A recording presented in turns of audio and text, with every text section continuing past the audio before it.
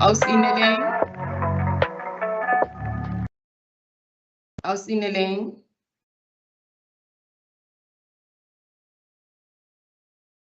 Okay. Prof.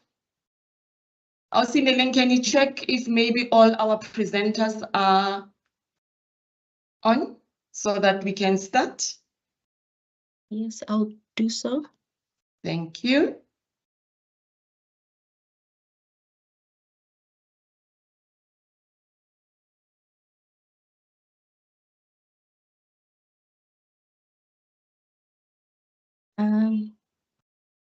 Yes, they are in. Okay. Let me reproject the screen.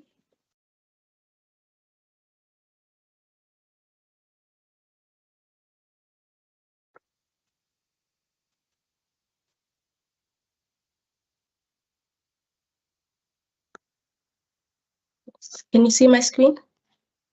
Yes, we can see your screen. Can you maybe enlarge it a little, just a little bit, so that everyone can see?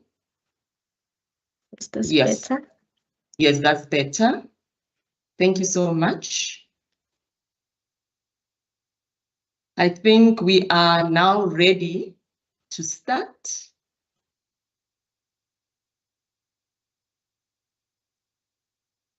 Can you give me a thumbs up, Ausineleng, if we can start? Yes, you may. Thank you. A very good morning to all. I am Dr. Pala, the Chair of Department for Early Childhood Education, and I'm going to direct today's program. But before I proceed with the program, allow me to start by greeting and acknowledging the presence of the Office of the Deanery at CEDU, Prof. Magwe, the Executive Dean, and Prof. Mabunda, the Deputy Dean, Prof. Serutu, the School Director, Teacher Education, Prof. Tabani, the School Director, Educational Studies, CEDU Portfolio Managers, Chair of Department, CEDU staff, colleagues from other colleges, and most importantly, our students. And as we all normally say, all protocol observed. Let me also highlight that I'm not alone who's running the program. I am with the sign interpreter, language interpreter, Memabaso Sophie. Thank you so much. Colleagues and students, today we mark our first and not last CEDU Visual Student Orientation for 2024. And what does it mean to all of us? It simply means that we have now started with our 2024 academic journey. And as CEDU staff, we are so excited to meet you all. We are aware that in our midst, there are new students, those students that have just joined UNISA this year, and we also have the returning students, those ones that are familiar with our systems. But we want to assure you that rest assured, you are all going to be assisted and supported. To our new students, we know that you are having so many questions to answer, but don't worry, you are in good hands. As CEDU family, we will make sure that you navigate the space easily, but we are also going to need your commitment to work with us. Our returning students, we know that there are some other challenges that you are still experiencing, and we are here to support you. But in order for us to support you, we also need your commitment. Let me only highlight the following logistics before we start with our program. In order to allow the smooth running of the program, your microphone is muted and your camera is switched off. But if you have any comments and questions related to the presentation, specific module, or administration, please feel free to write on the chat box. We will respond to that. For module-related questions, please start by indicating the module code and follows your question. For example, your module code might be CDE 3701. So when you write on the chat box, you will first write CDE 3701 and then follows your question. If it's admin related matter, please start by writing admin, then your student number, then follow your question or your comment. For the presentation, please start with the presenter's name, then follow your question. I hope and believe that we are all together. And because we've got a long list in our agenda, let us just move straight to item number 1 on the program. And we are now going to allow Prof. Mawela, the acting head, teaching and learning, student support and community engagement, to open and welcome us. Prof. Mawela, the stage is yours.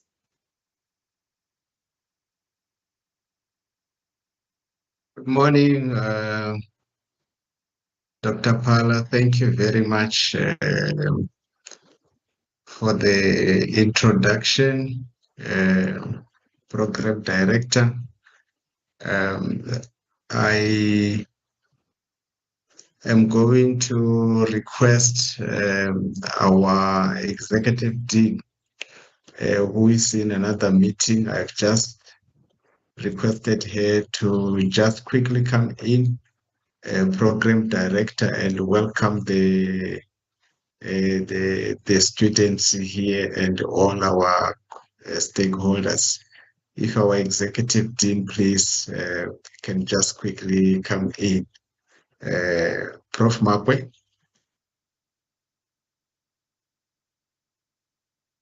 Good morning, colleagues. Or maybe I need my camera on as well. Yes. Okay, right. Okay. Good morning, colleagues. Good morning, students. Good morning, all of you who made the time to come and attend this session.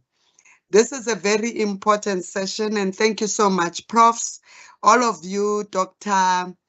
Phala, who is the program director, and all the professors and members of SEDU community who came in their numbers just to give you a big hug and welcome you into the college.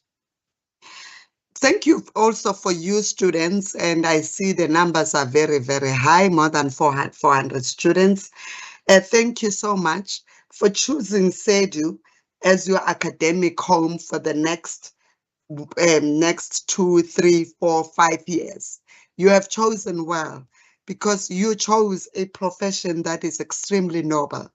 Without this profession, there will be no one. There will be no doctor, there will be no accountant, there will be no scientist, there'll be no one, because all yours is a profession of hope. It gives hope to those people who want to belong and who want to become somebody in life. And it starts with you. You start by holding their hands as they go through every process of life. So I am elated that you have actually chosen the University of South Africa and the College of Education in particular, to study so that you can be able to give those young people hope. The group of students that you will be teaching are the group of students that are probably very different from you when you started school. All of them have gone through the difficult period of COVID, where they didn't have to go to classroom, or where they they were socialized into life through a cell phone. And many of them, the challenges that you are going to encounter as you go to the teaching practice, as you go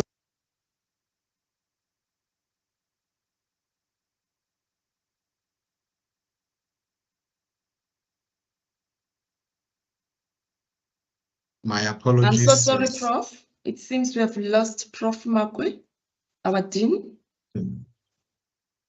All right, maybe she will come back. Could be issue of connectivity there. Maybe while she will be coming back or trying to connect again. Mine will be just to further indicate that we are actually very much happy to see all the students coming in. No, I'm back. Prof. Makwe, if you are back, oh, she's back. There you go. Okay. I don't know what happened. Sorry about that. That's the technology that I was about to talk about. I don't know how. Now, I was saying, as you step in a classroom, you will be dealing with students who grew up during COVID.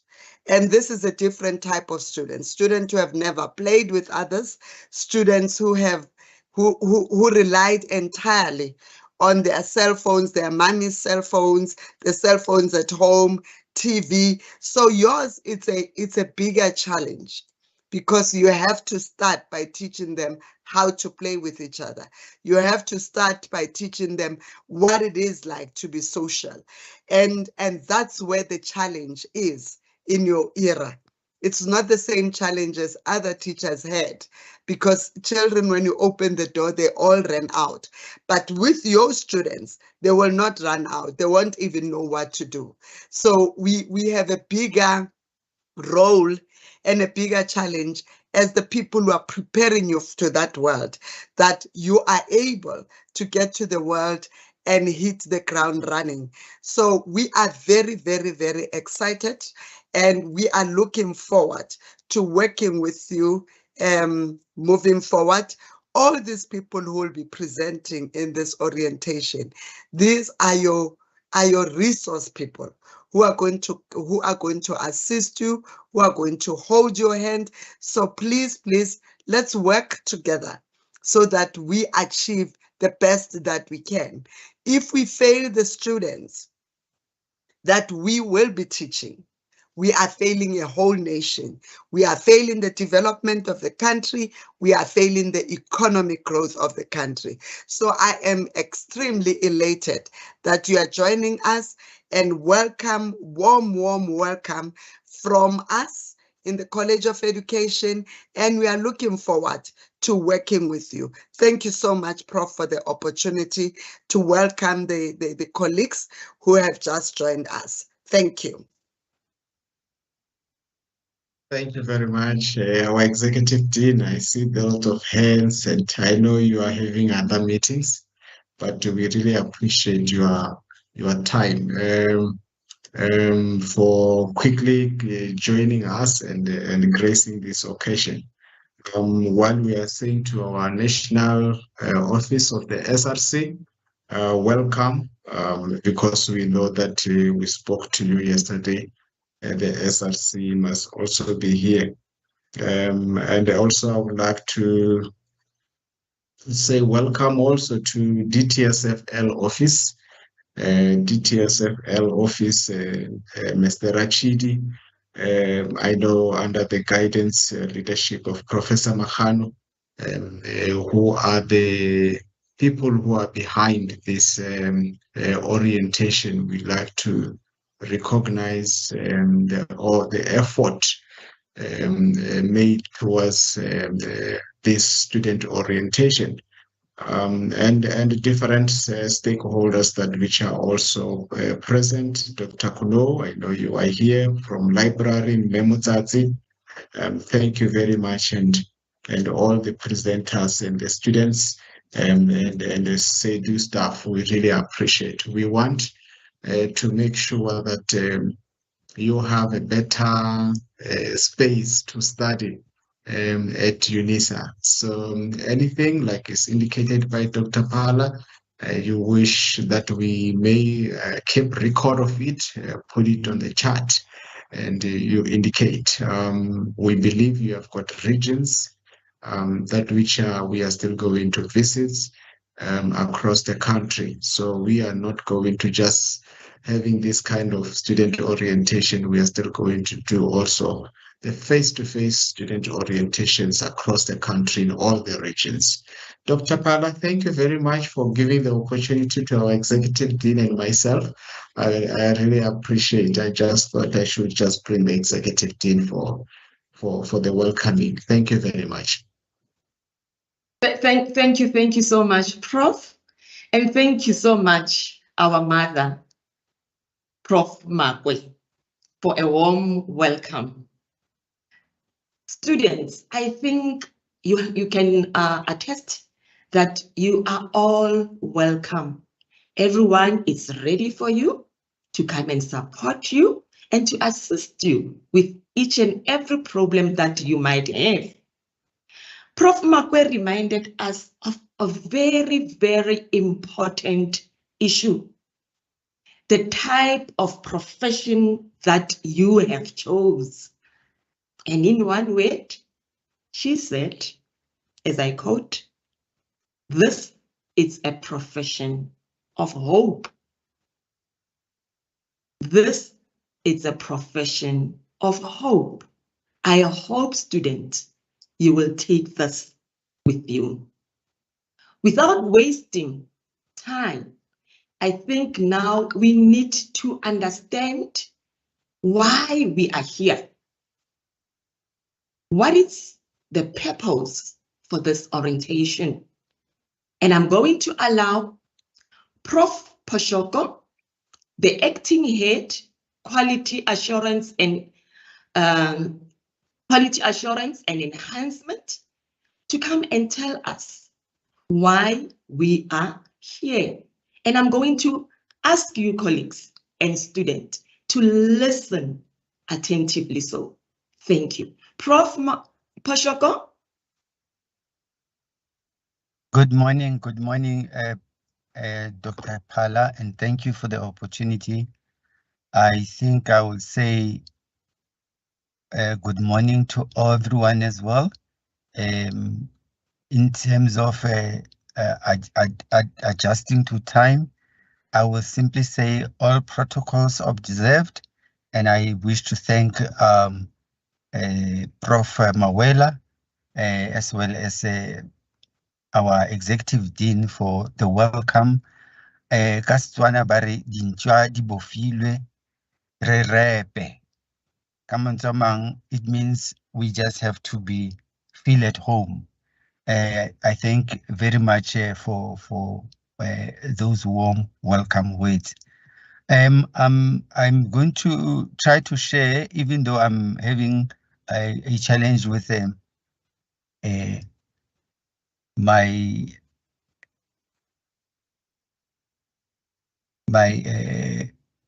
network today. Let me just see if I can win it this time. Does my screen show a doc? No, Prof. Yeah. If you can just share it again. Yeah. Okay, just let me try it again. Try this. Is it showing now? It's coming, yes, Prof.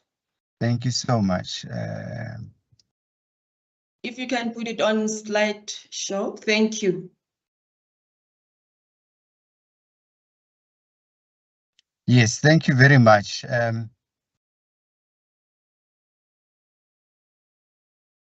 the purpose of our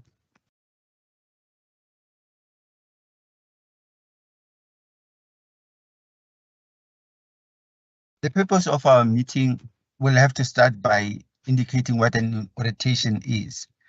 I think you are going to be encountering a number of these sessions, and these sessions are designed to provide you with information that you need in order to study comfortably and effectively in the programs, courses, or modules that you've registered for. And that is the purpose why we have you today.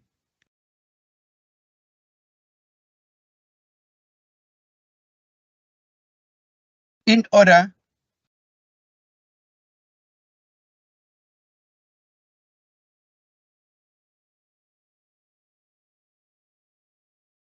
I'm sorry, colleagues, I'm struggling with, yes, I'm struggling with the movement here.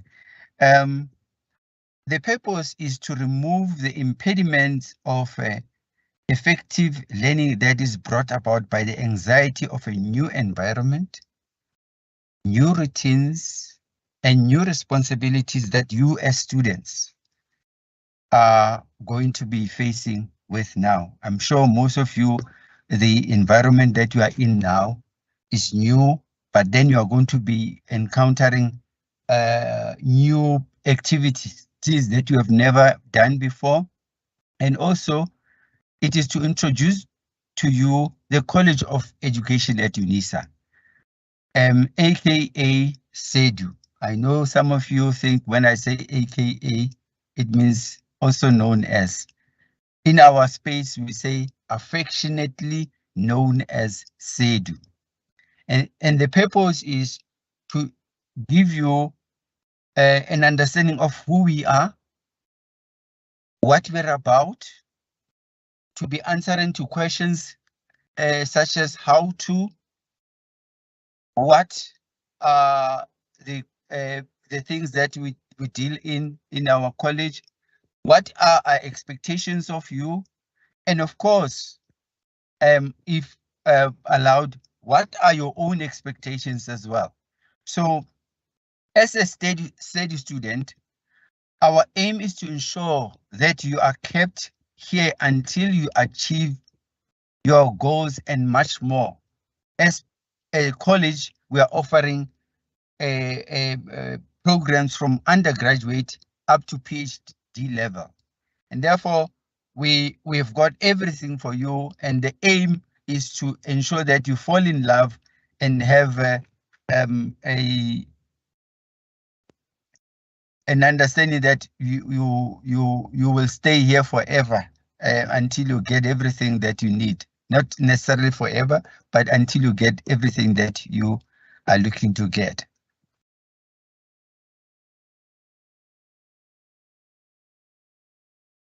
Our expectations in terms of this orientation is to facilitate the transition. I'm sure most of you are coming from school, or some of you are coming from school, or even from wherever you are coming from.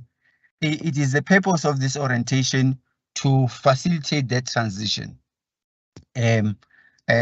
School to tertiary, textbooks to online materials. There are so many things. So those expectations from us, we are expecting to be dealt with as we deal with this orientation. We also want you to familiarize yourself with the CEDU. What is CEDU about? And I think Prof. Makwe has already indicated some of the responsibilities that we are expecting from you moving forward. And then, of course, as I indicated, we also are looking to share with you what are the opportunities that we offer in the college, and much more. So there are quite a number of issues that we are looking forward to in terms of this orientation. And I'm sure you have seen the program. It is filled up to many items indicating this is what we need to share with you. And As I am short, I will also be short in my presentation as well. And to say, because I was given 5 minutes, by the way, what I will say is that repang, it's a Tswana word which means relax, feel at home. And I will close by the quotations from Nobel Peace Prize winners Ellen Johnson Sirleaf and Nelson Mandela, who at one stage of their lives as well were in your very situation where you are. One of them said, if your dreams do not scare you, then they are not big enough. And Nelson Mandela said, it always seems impossible until it is done. And therefore, with that, I will say welcome to our orientation session, and we hope that you will get the best out of it. Thank you very much, Prof. Dr. Phala and everyone else. Thank you. Thank you so much, Prof. Poshoko, for indicating the purpose of this orientation. And I hope and believe that our students now are relaxed, as you said, repang, barepile. They are just waiting for us. Now we are now going to move to our next item, but let me also reiterate what I said when I opened. I said, please, student, when you send any message on the chat box, if it is module related, kindly start by indicating the module code. Then you can indicate your questions or any comment.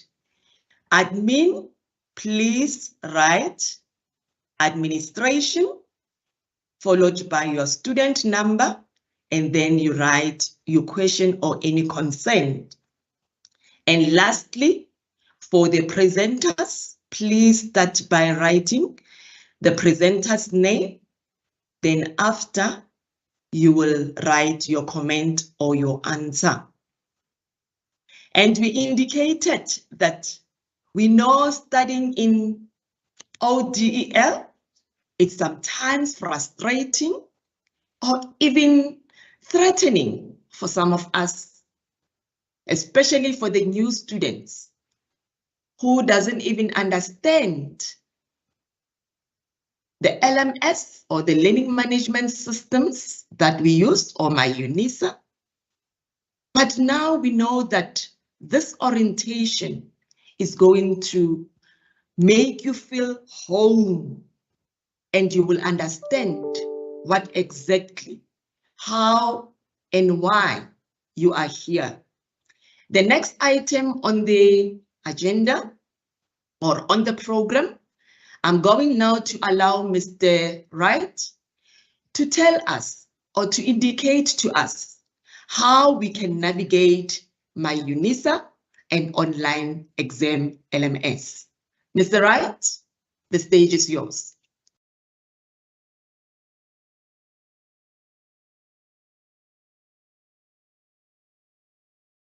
Good morning, everyone. So my name is Richard Wright. I'm from the ADOBH Hub, and we are basically here there to assist you not just with my modules, my exams, to get familiar with the platforms, but also really to give you all the digital skills that you will require to be a successful online learner. So today I'm just going to briefly touch to you about my UNISA, my exams. These platforms are very new to you, perhaps. Where do you get or go to get to know how to use these platforms? What workshops will be held to actually assist you so that we can assist you throughout your study career to make sure that you always have the correct skills to interact with these platforms. So as I mentioned, my name is Richard Wright. We run quite a few workshops online. with you specifically on my modules, my exams, and then also Office 365 skills. We'll also come and visit you in the regions to make sure you've got the required digital skills and access to digital interfaces that you will require to be successful with UNISA.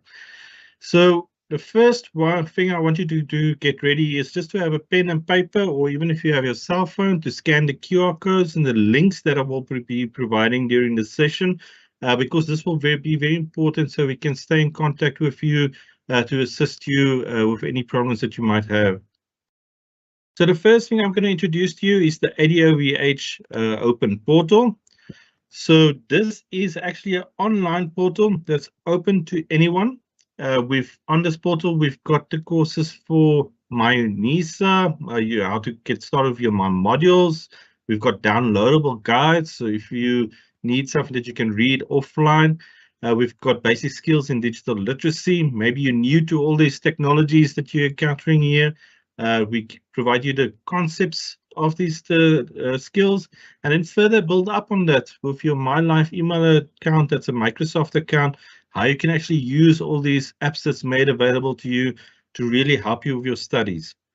And then towards the end of the semester, we will start with the My Exams, where we will guide you step by step through how the exams work, how the proctoring tools work, and how you can test it so that you know that you are ready for your exams. So this year, we're going to have still a lot of other digital innovations as well. We all know we're starting to go now into the era of AI, artificial intelligence. How do you use these tools ethically within your studies? How can it be almost like your personal tutor as well? So we'll explore all of those aspects throughout the year. So to access the portal, it's very easy. It's adovh.unisa.ac.za. So you can write this down, or you can scan the QR code that's available to access this portal. As I mentioned, this is open. So if you've not even claimed your MyUNISA logins yet, you will still be able to access these resources that will be able to guide you through how to get started. So it's very important that you are able to access this specific portal. So it's very easy. You can even Google ADOVH, UNISA, and it should be one of the first results that will display on your screen.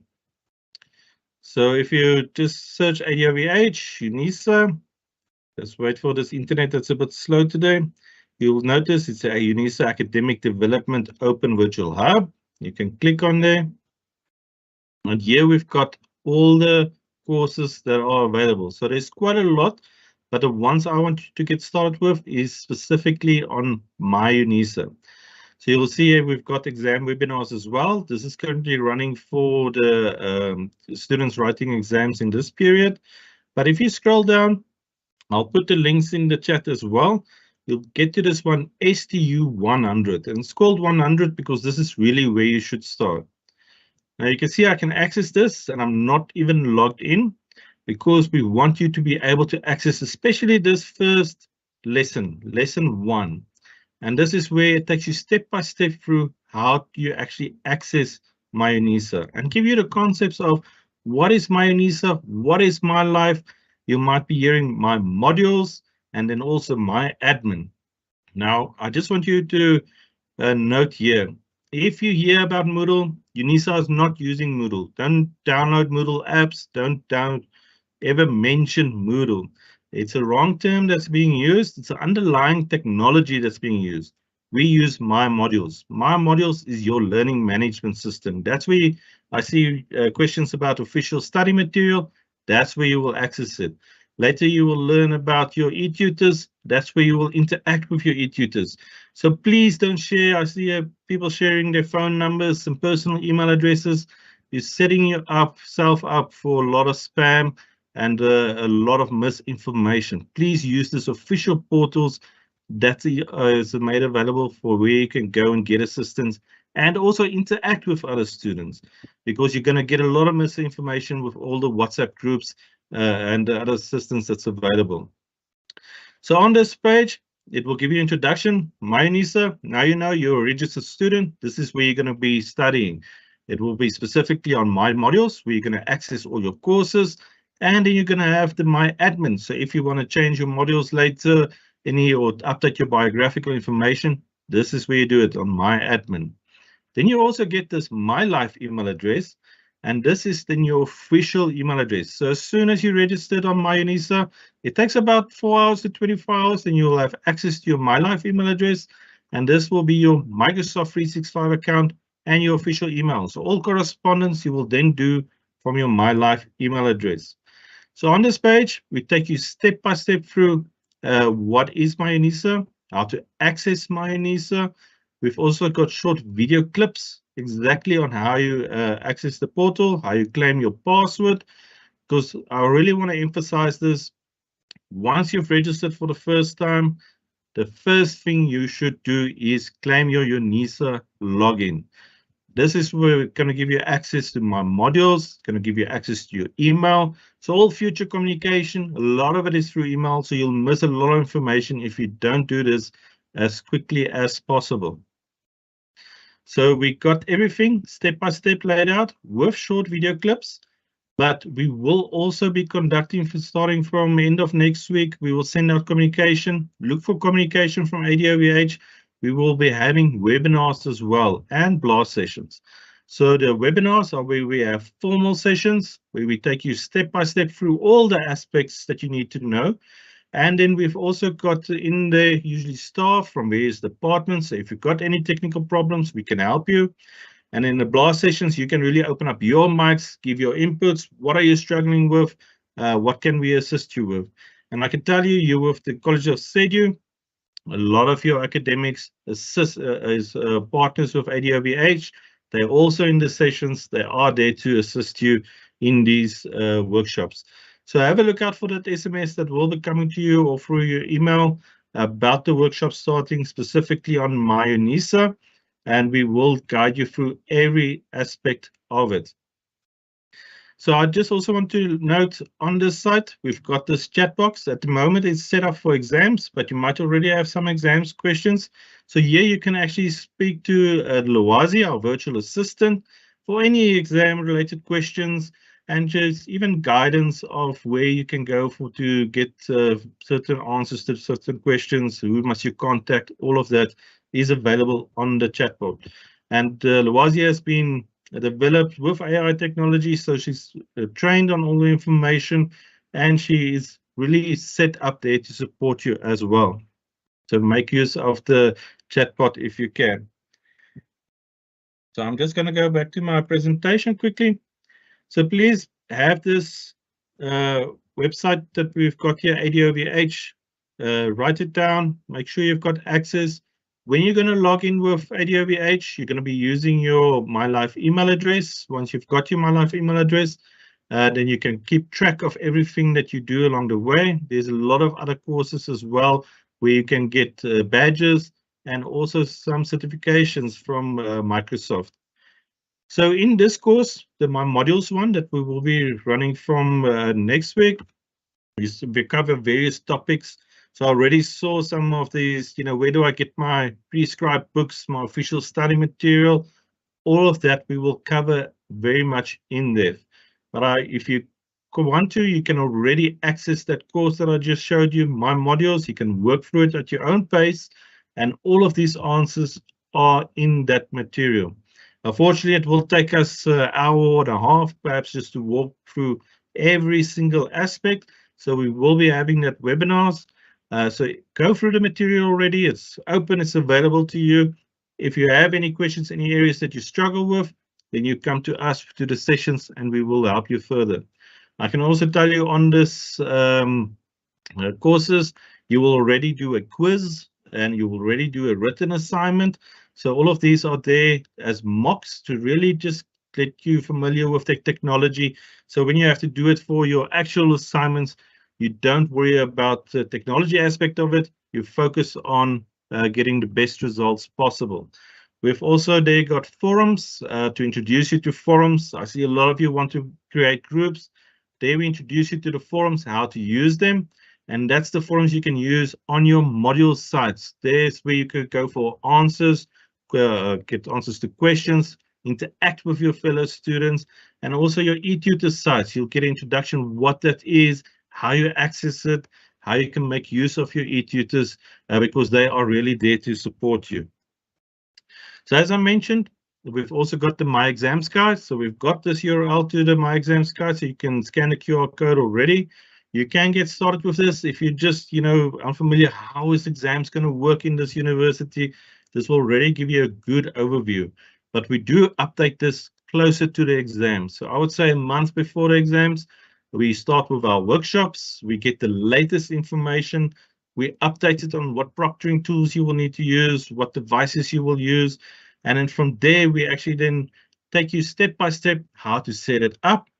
And then we've got mock exams. So you actually do a little mock exam to test your setup so that you know when you get to your exams, you are ready to go in terms of technology aspect. And we also have blast sessions where you can come and you can ask any question and we can guide you through any aspect that you might be unfamiliar with. Because we really want you to get all these skills in this technology, that you focus on your study material and not worry about the platforms that you will be using. So as I mentioned, we cover everything from exams, from academic integrity, why do we need proctoring tools, then how to set it up, how do you find out what proctoring tools you will be using. We also introduce you some required devices, for instance, what type of mobile is best suited, and we always say just have access to it. So even for your exams, if you borrow it, this is the devices that you will need to really just help you through to make it a lot easier. And then we always have representatives from the Student Support Center and also from Oxford for if you've got any special needs, how do you apply for special exams? And they are also in these sessions to help you out. But as I mentioned, this course is available on the ADOVH platform. So if you open it up, if you scroll down on the main page, you'll notice there are these mock exams. Don't start with them. Go down to STU 200, Basic Skills for Online Exams. So first do STU 100. You can have a look at the STU 200. Don't feel pressure to finish it now. We are going to have a lot of workshops on this, but this is laid out more or less the same. You can complete it lesson by lesson.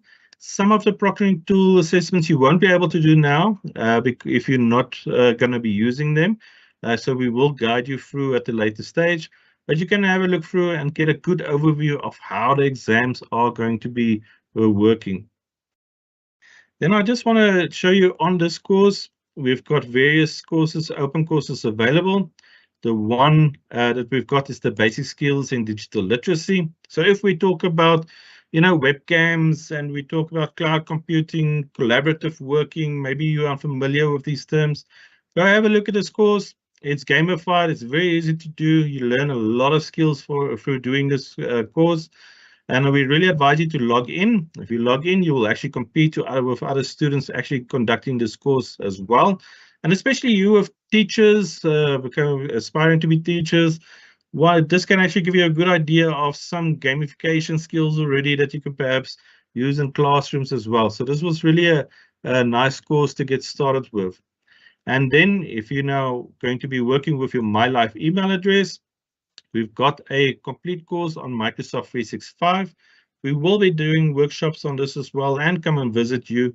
And this is really to give you the skills, not just in sending out emails, but all these other apps, that's the Word online processing, using autocompletes, digital storytelling with presentations, note-taking, how do you organize your studies with the OneNote apps, how you can create your own CV already with Sway or your online blog or presence with Sway.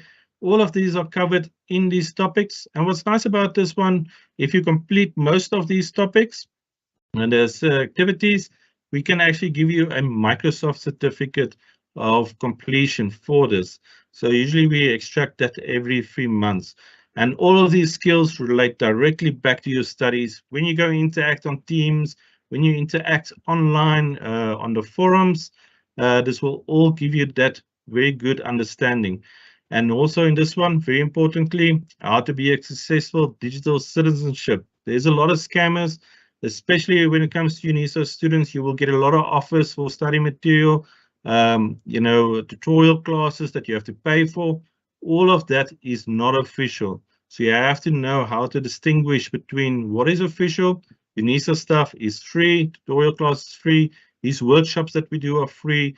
All of that is brought to you, for your support. If as soon as there's a money component to it, then usually it's unofficial outside. So just to finish off, just to stay in touch with the ADOVH, let me just get back to my presentation here. So please go have a look at these courses. Join our YouTube channel. I'll post the links in the chat as well. Have a look at our Facebook page if you want to stay up to date when these webinars are going to take place on my modules, my exams, and all the others that we will be doing. But most importantly, I'm going to end off with this slide is our contact us email. It's adovh@unisa.ac.za. So if you need any more information, if you missed some of the information, just pop us an email. We'll get back to you. We'll send you the links, all the information that you need to get started. So thank you, Prof. That's from my side. Thank you so much, Dr. Wright. I think our students are now knowing exactly what is my UNISA and how to navigate their exam LMS. But as you indicated that there will be a series of workshops, and we would like to encourage our students to attend those workshops so that they can know exactly and be ready. Thank you for your time. And before I move to the next item, I just want to highlight one thing.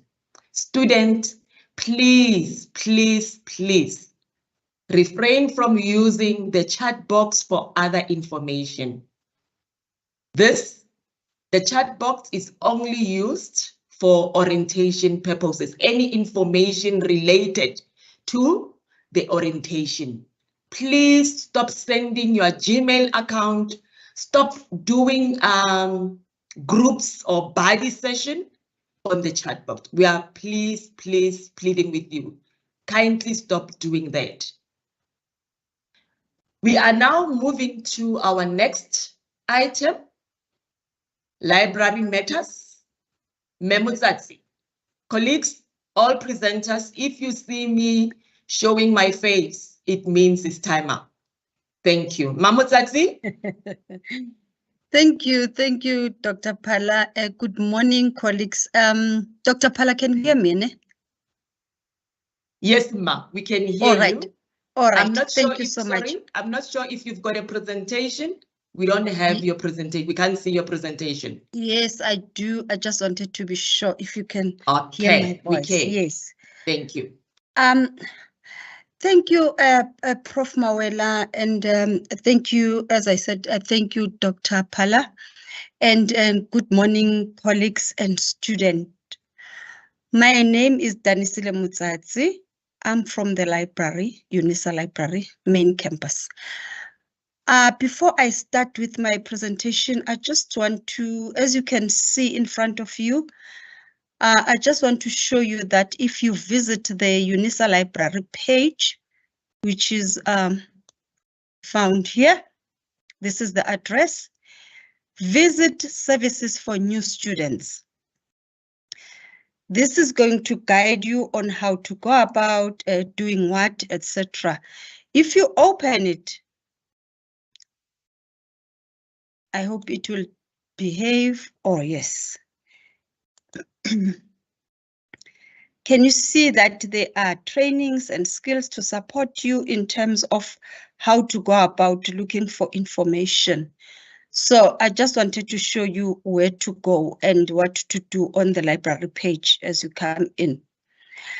Right, I'm going to minimize this and go to my presentation.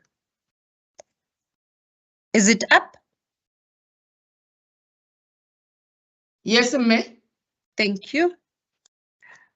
Right, let me take it to slide mode. As I said, my name is Danisile Mutsatsi. I'm your personal librarian, or I'm your librarian for College of Education. We are two, Mrs. Stradom and myself. We are servicing the College of Education. We all know that without the library or without the information, you can't do anything. You can't finish your assignment. You can't write anything. So obviously you'll need the library. So I'm here to show you how to use the library optimally, especially when you are looking for your study material or your reading material, whatever you call it, or your e-reserves, which is a common term. But when you see those terms, don't be surprised. Recommended books or material, you know that you'll find those in the library, especially if you are doing first year and B.Ed. As B.Ed students, some of you are referred to e-reserves, but others are just required to write a research. So without wasting time, I was given 10 minutes. So I'm here to tell you about how to go about searching for the information from the library. So the first one, as you can see, it's e-reserves and recommended materials, as well as prescribed books. You'll be referred to these important study material when you write your assignment. This is very, very important. Then the second bullet is about books, journals, etc. from the library. Right, as I said earlier, this is the library website. Once you go to Google and type this, or you go to Google and just say UNISA Library, you'll get to this page. Immediately you get to the page, you see this is where you'll find your e-resources, e-reserves. I'm sorry. This is where you'll find your e-reserves. I just want to orientate you here a bit. If you want to use the catalog search, the catalog search is the same as any shop catalog, like Pick n Pay or what do you call it, Spar or whatever shop.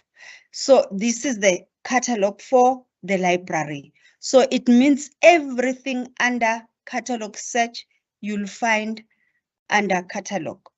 So here you'll be directed to your e-reserves. So when you get to the library page, look for find e-resources, and you'll notice that when you click, it will bring you to this page. Here, you need to put in your username, which is your student number, if I'm not mistaken, and your MyUNISA password.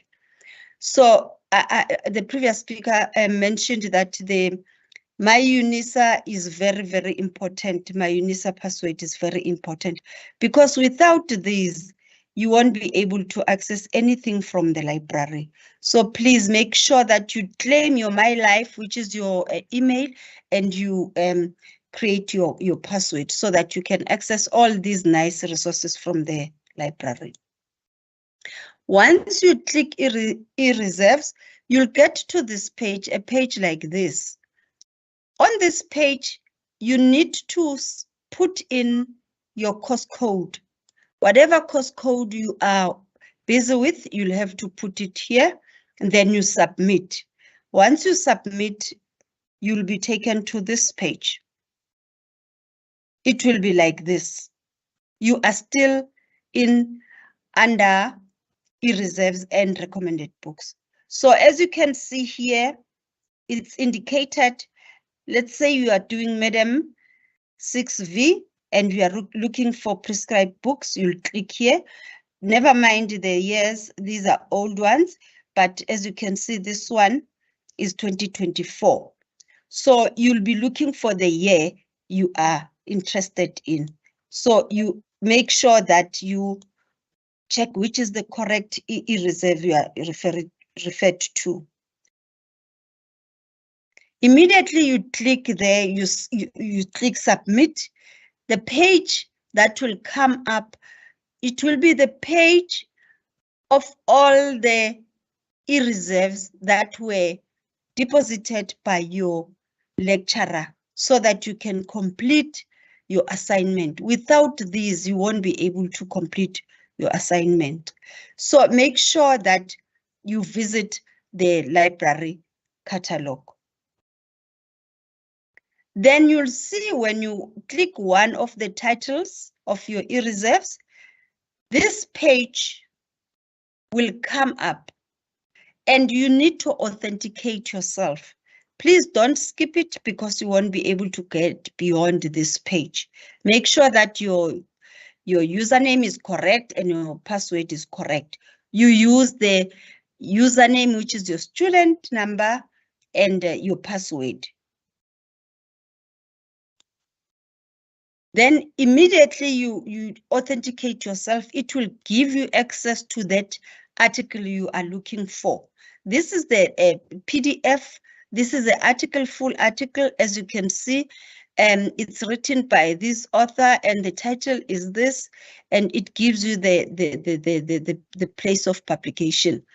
Then up here, top right, you can either print if you've got a printer attached, or you can download when you want to download, etc. Then I want to touch on this because most of the B.Ed students are normally required to use online books, journals, and journal articles. So you'll be able to find these when you use the UNISA library as well. So as I said earlier, I said you can either use a find e-reserves when you are referred to your e-reserves, that is your study material. But if you have a specific author or a specific title, you'll have to come, you click catalog search. So these are two different routes. It's either you're looking for study material or you're looking for catalog search. Immediately you click catalog search, you'll see the difference. When you clicked your e-reserves, you were directed to the full article. When you click the catalog, this is the catalog page. If you have the title, you'll put your title here, you type your title here. And the second box, I just want to touch on this one.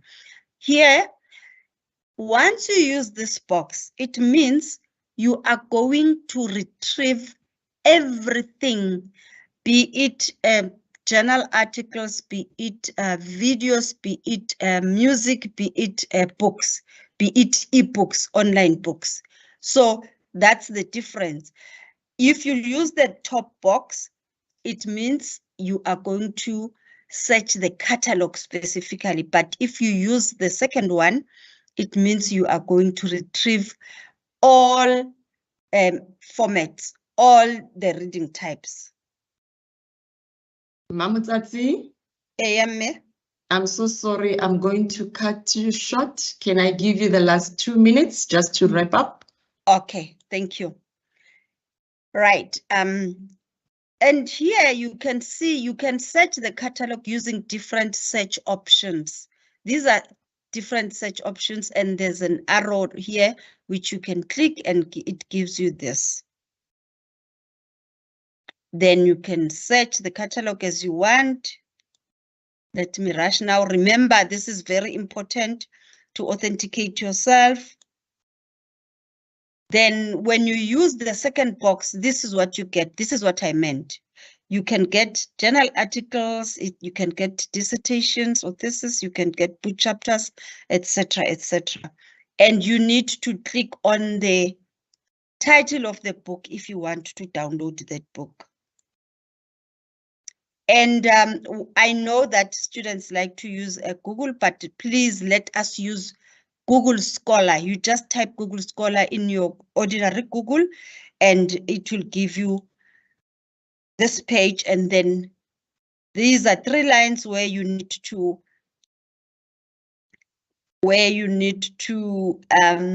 link your library. In other words, you are linking Google Scholar with the UNISA library. You'll be searching Google Scholar as well.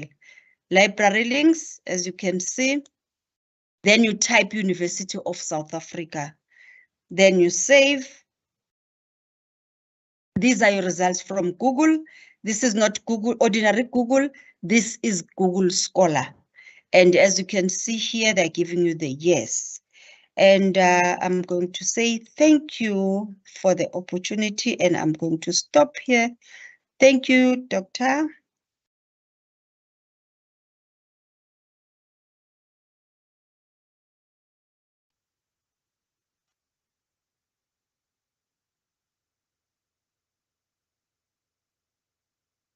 You're muted, Dr. Paula.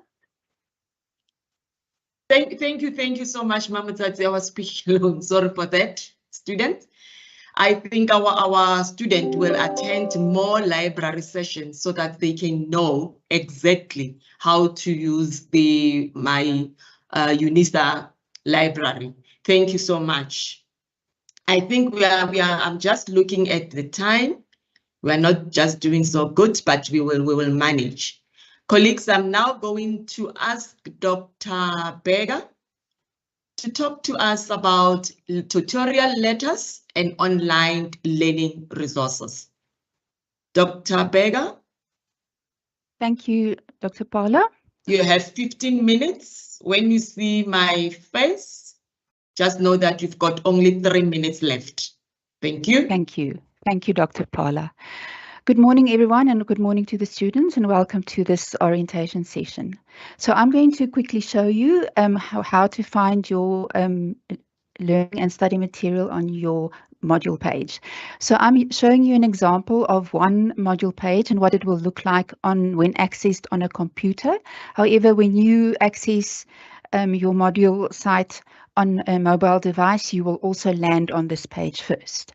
So first of all, what you will see is the welcome message, which you can expand and read, and your lecturer will there give you a brief indication of what the module is about and how you can negotiate your way on the module site. Note that if there are words that are highlighted in orange, that if you click on that, it will take you, for example, this will take you to the announcements. So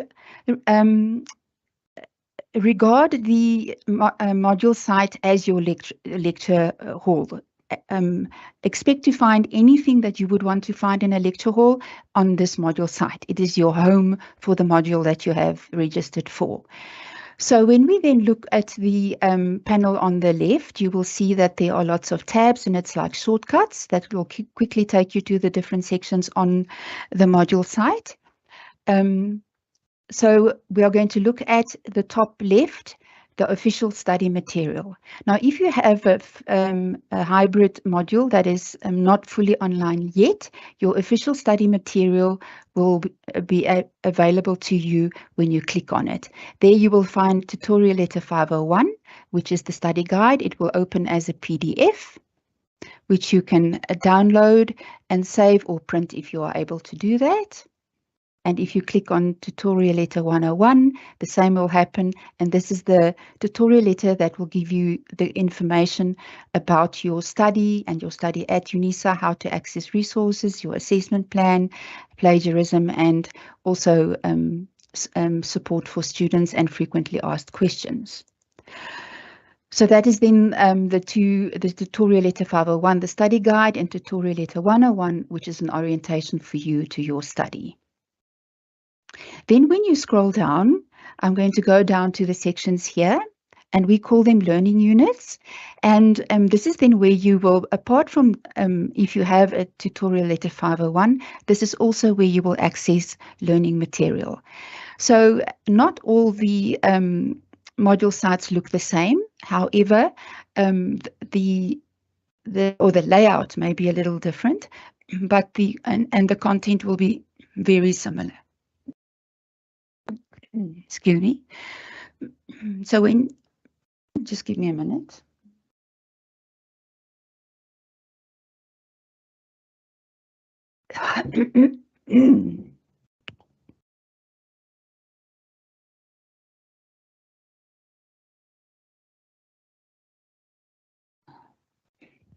Sorry about that. I seem to be losing my voice here.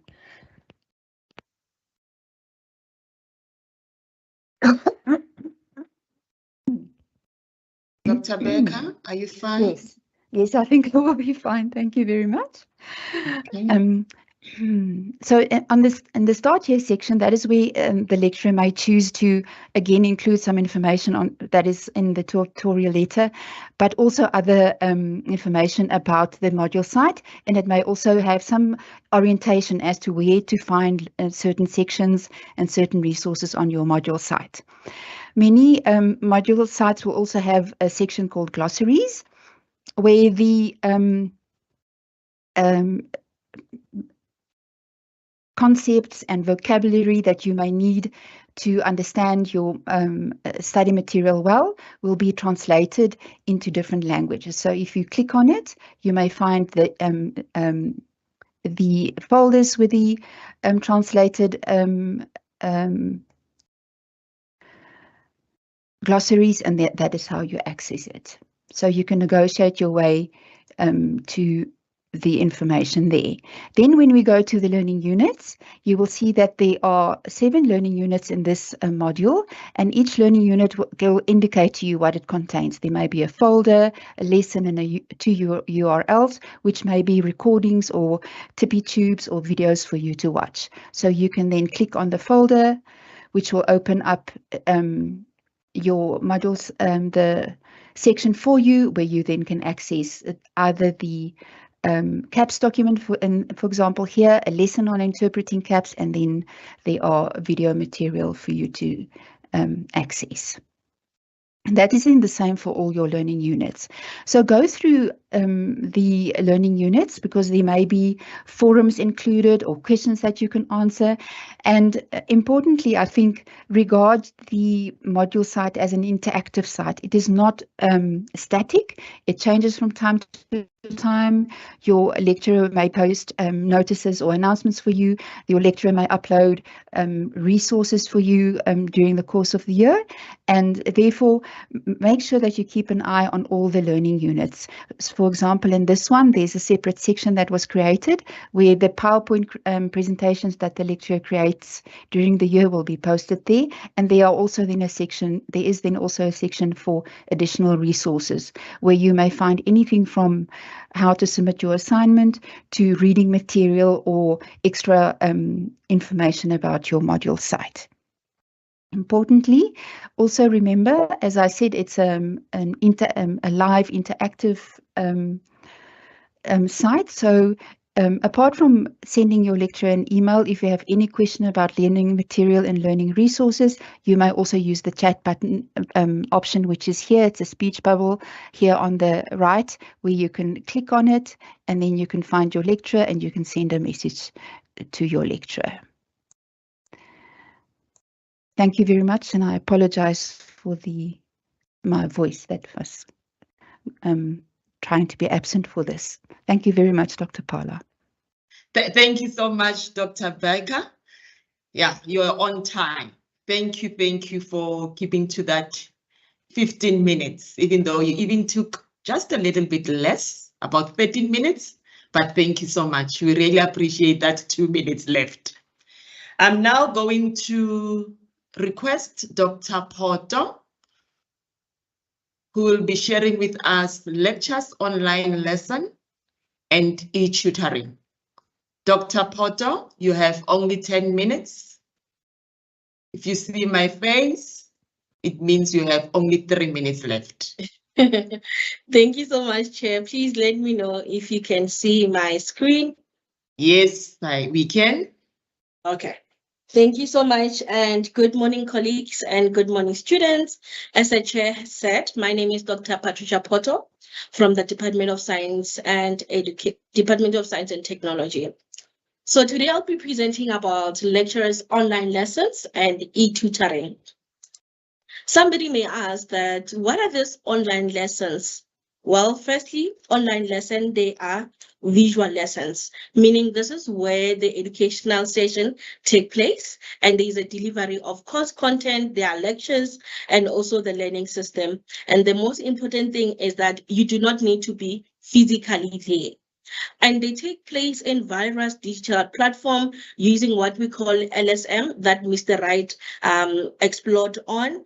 And in our case, we call them My Module. So they take place in My Module. However, they can also take place in other digital platforms such as MS Teams, such as YouTube. And then the other thing about this online lesson is that we use multiple resources. For example, we can use PowerPoint, we can use Google Slide, we can use videos, we can use podcasts, we can even use webinars. So please take note that your lecturer might use different multimedia for this online lesson. And then the other thing, they may take place in two ways, asynchronous or synchronous. So with asynchronous, this is when I, as a lecturer now, prepare the lesson, and then after I prepare it, I post it on My Module that Dr. Bega has just showed you how to access My Module. I post it on My Module. You can access it anytime, any of your free time. However, we can also do it in a form of synchronous. Synchronous now is when, as a lecturer, I schedule a time and a date, and then now you need to be there. This is when I present a lesson. This is where we interact. So what we're trying to do this year, we're trying to use both of this. So please be aware on which one your lecturer might be doing for the week. And then the other thing about this online lesson is that they are accessible and then they are flexible. So you do not really need to worry yourself a lot. What is more important is that you need to communicate with your lecturer to know about the schedule of this lesson. You need to check My Module. Dr. Bega even showed you on how to get to My Module if you are not familiar with that. So your My Module, that is your online classroom. So it is very important to ensure that you check it frequently to see if there are any schedule online lesson, to check if maybe your lecturer has posted maybe a timetable for the week or for the month. The other thing about this online lesson, why do we have them? Somebody may ask them. We are trying to create a supportive environment. We are here to support you in your educational journey as a student of UNISA. Sizofundala, that's what they said in Zulu. We are here to study. We have noticed there is a high failure rate in some of the modules. Therefore, we want to now support you. So please ensure that you embrace them, ensure that you attend this online lesson. So beside this online lesson being flexible and accessible, which is good, there are also other advantages for them. Number one, interacting with the content.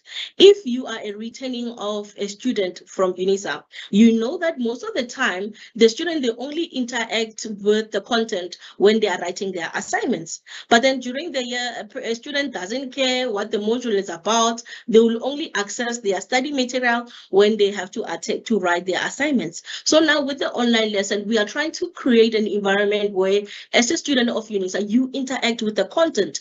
The moment you are done with, maybe for example, natural science and technology module, you are familiar with it, you know it, because you were interacting with the content from the beginning of the year.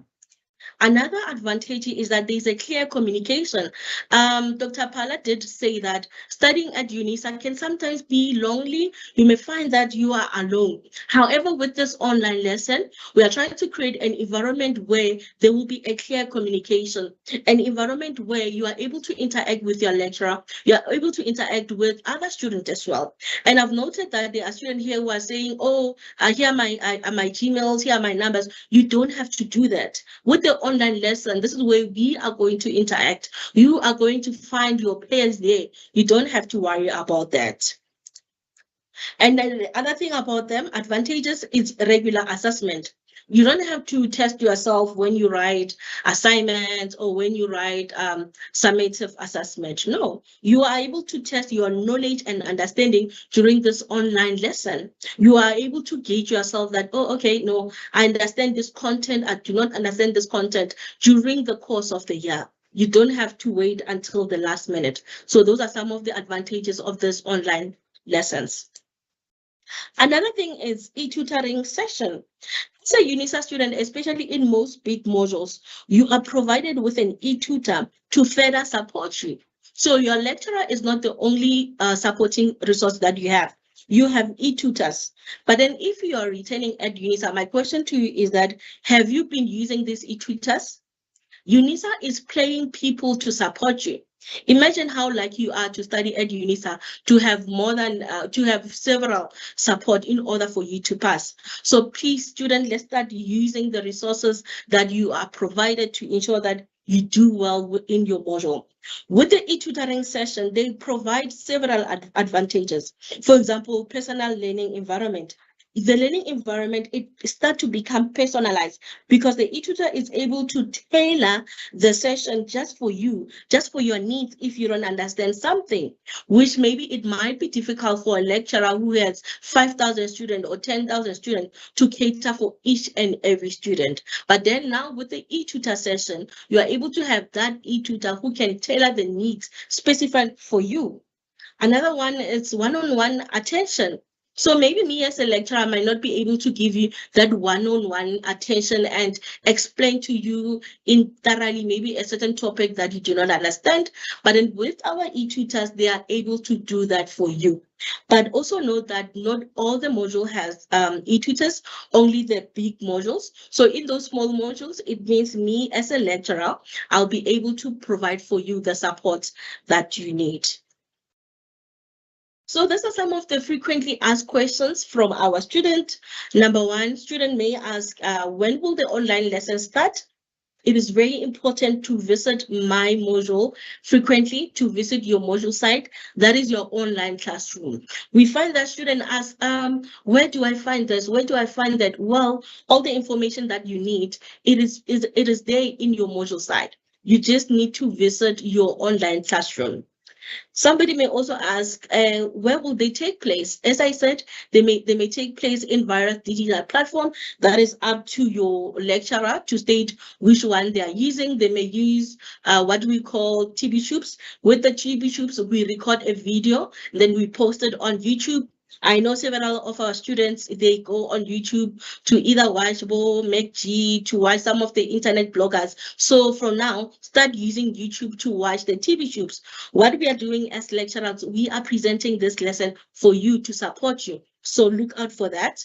Lectures may also use MS Teams. For example, in my online module, I've already posted a link where my students join a MS Teams classroom. That's where we are going to interact. So visit my module site so that you can know which one your lecturer is using. Somebody may ask again, is it compulsory for me to attend this lesson? Well, as an inspiring teacher in this platform, I will ask you now, if your student comes to you and say, Mrs. Kekana, is it important for me to attend your classroom?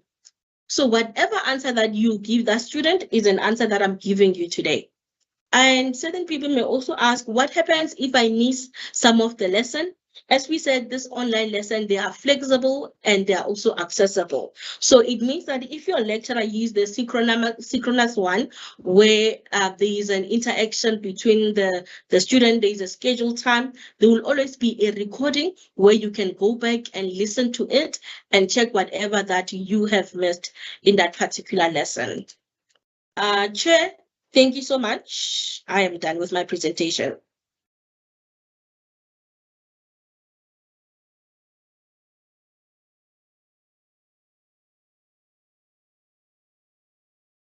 You are muted, Chair.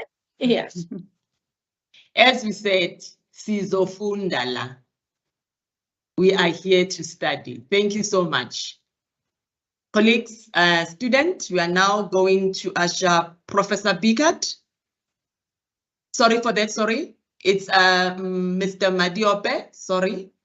ODEL Accelerated Unit. Thank you, Madiope. Thank you, Doctor. Let me just get my presentation quickly. You've got 10 minutes that day. Okay, Ma. I want to quickly share the presentation.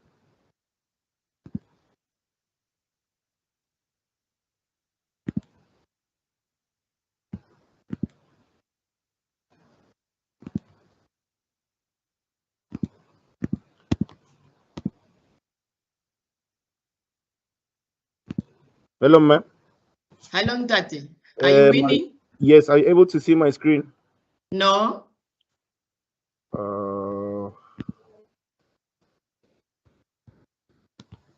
Is it still not visible, ma'am? Not yet. Oh, shit.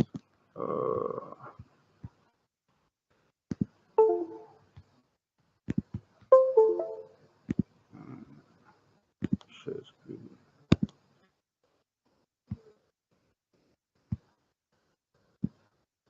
Or maybe can I ask Professor Bickert? Then you will present after Yeah, Professor let me just- Bickert because I'm looking at the time. Okay, that's fine, ma'am.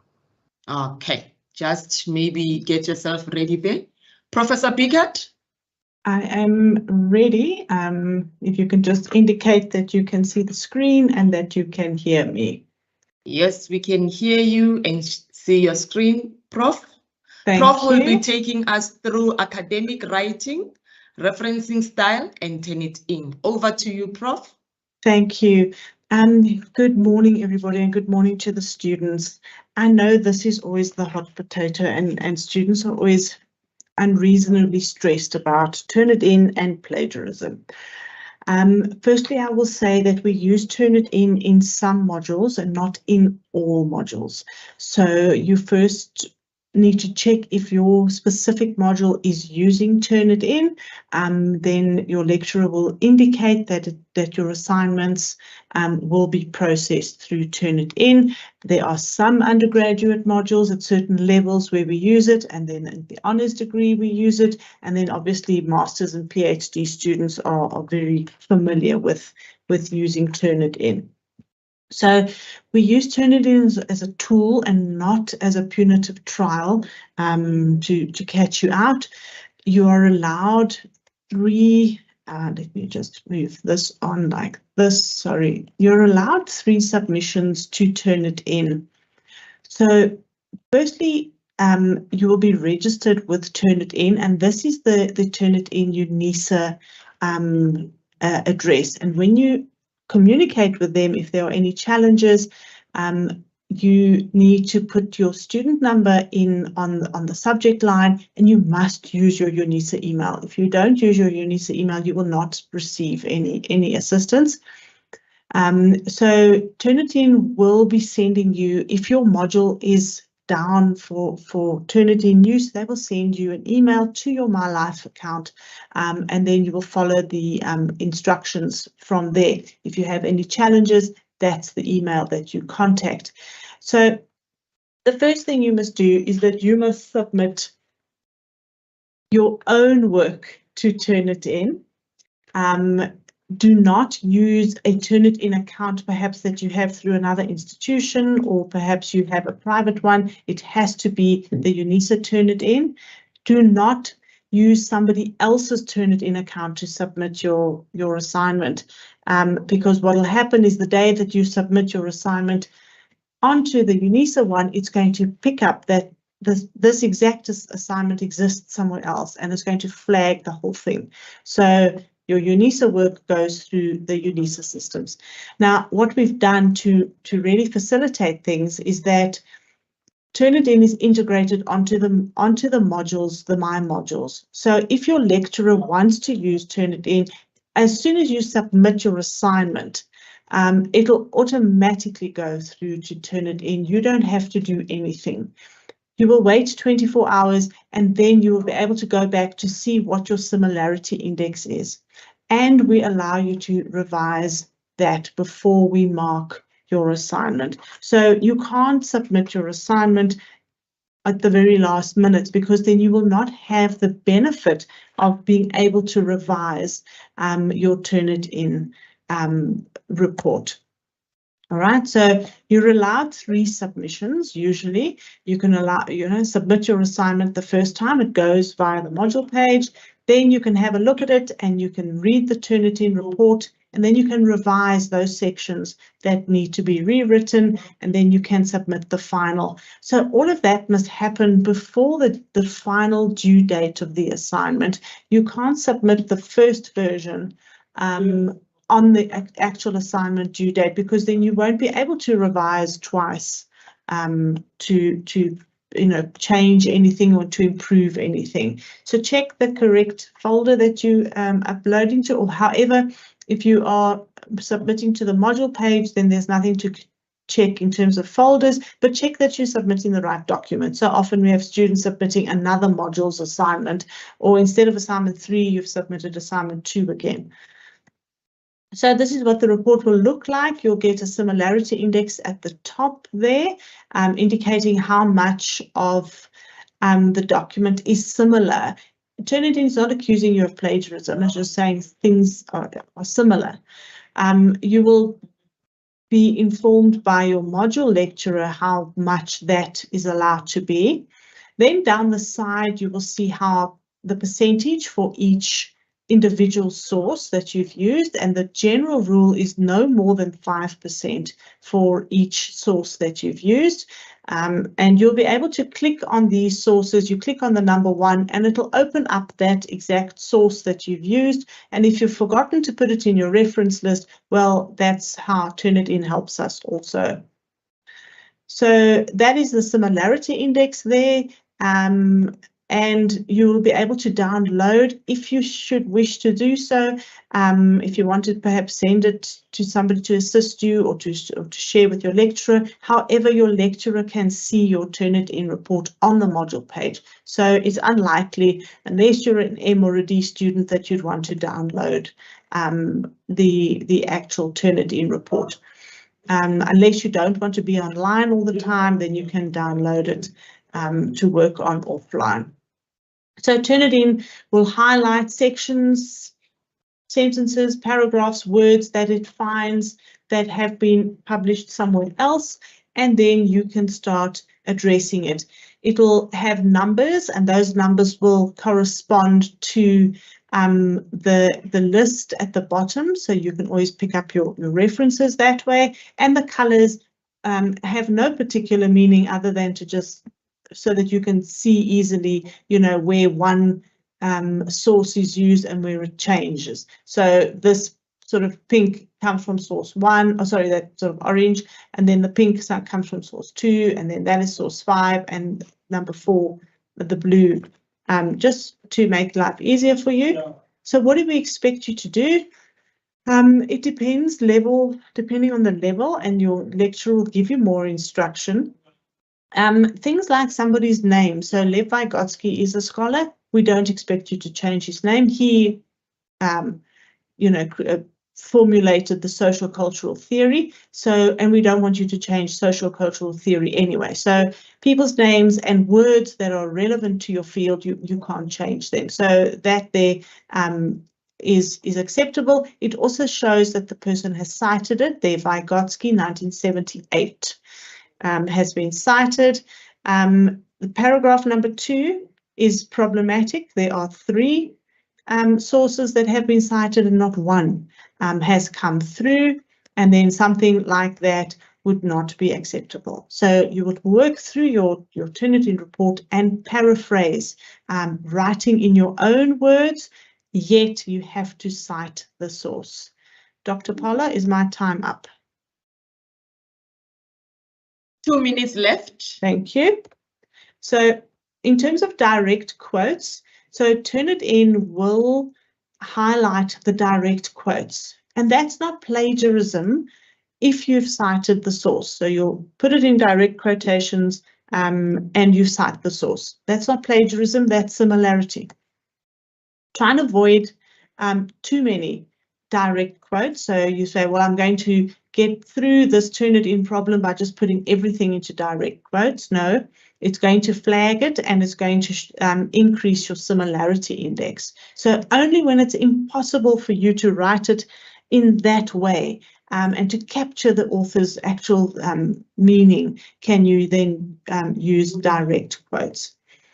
Paraphrasing, I will share the presentation so that you can go through some of my tips and tricks on how to paraphrase. Paraphrase means you're writing something in your own words. So you have to read through carefully a paragraph, write down just the key concepts initially. What is this paragraph about? Just in a few words.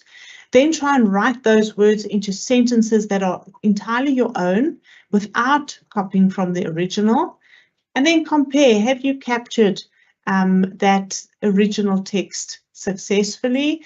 Remember, it is perfectly in order for you to write in simpler English and to shorten what you have read. That means that you are paraphrasing well. And most importantly, you cite the source. Where did you find the idea? Even though you've written it entirely in your own words and only using a few aspects of the original text, you will still cite the source. There are some other tips that I can share with you in terms of paraphrasing. Start by rearranging the sentence. So often I would take a sentence like this and I would start with the end of that sentence, which talks to the inexperience and expertise. So I would then rather say inexperience and poor computer skills are a challenge for older students and those from poor families. So I've paraphrased it, I've swapped the structure around, and I have shortened it. If you're paraphrasing, you are inevitably shortening the text. I will breaking the information up. So one Professor complex. Bickert, I'm done. One complex I'm sorry sentence. for interjecting. If you can just wrap up, 1 minute just to wrap up. Okay, so if there's a very complex sentence, you can also then break it into 2 or 3 shorter sentences, each in your own words. And so you paraphrase and you show that you're understanding it. I will share the presentation so the students can go through the last few slides on their own. Thanks, Dr. Paula. Thank you, Professor Bickert. I know we are rushing, is because of time. But rest assured to our students, we are still going to have this type of workshops and they will learn a lot. And the presentation is also recorded. I'm now going to allow Ntate Madiope. You've got 10 minutes, Ntate. If you see me showing my face, it means that you've got only 2 minutes left. Ntate Madiope, over to you. Thanks, Amma. Let me just share. Okay, good morning, colleagues, and also good morning to all students. It's an honor to be speaking to you guys today. So basically, I'll be representing the Odell Acceleration Unit. We're also based in the College of Education. What is the OAU? Basically, the Odell Acceleration Unit is a support department of the college with the mandate of accelerating and improving the open distance electronic learning model adopted by the University of South Africa. Our job is to use technology and physical resources available to improve the student walk.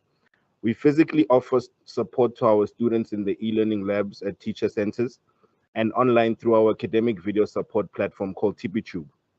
We take the student journey with you from application, registration, and assessment through to graduation by providing the additional support necessary each step of the way. Who are the OAU? So this is basically a picture of the team. The team is formed of 50 employees, of which 7 are based in the head office here in Pretoria, and 43 are spread across South Africa in the various teacher centers. So we've got Mohau, who's the manager, myself, I'm the coordinator, Mr. Zbotoma, who's the resource coordinator, and then we've got Mr. Dulamo, who does multimedia branding and communications. We've got Mr. Kumalo, who is the student support and community outreach officer from Mpumalanga. And then we've got Ms. Kekana, who's the national student support and community outreach. So basically, what are the e-learning labs? E-learning labs at teacher centers was an idea conceptualized in 2014. It was a collaboration between DBE and UNISA as well.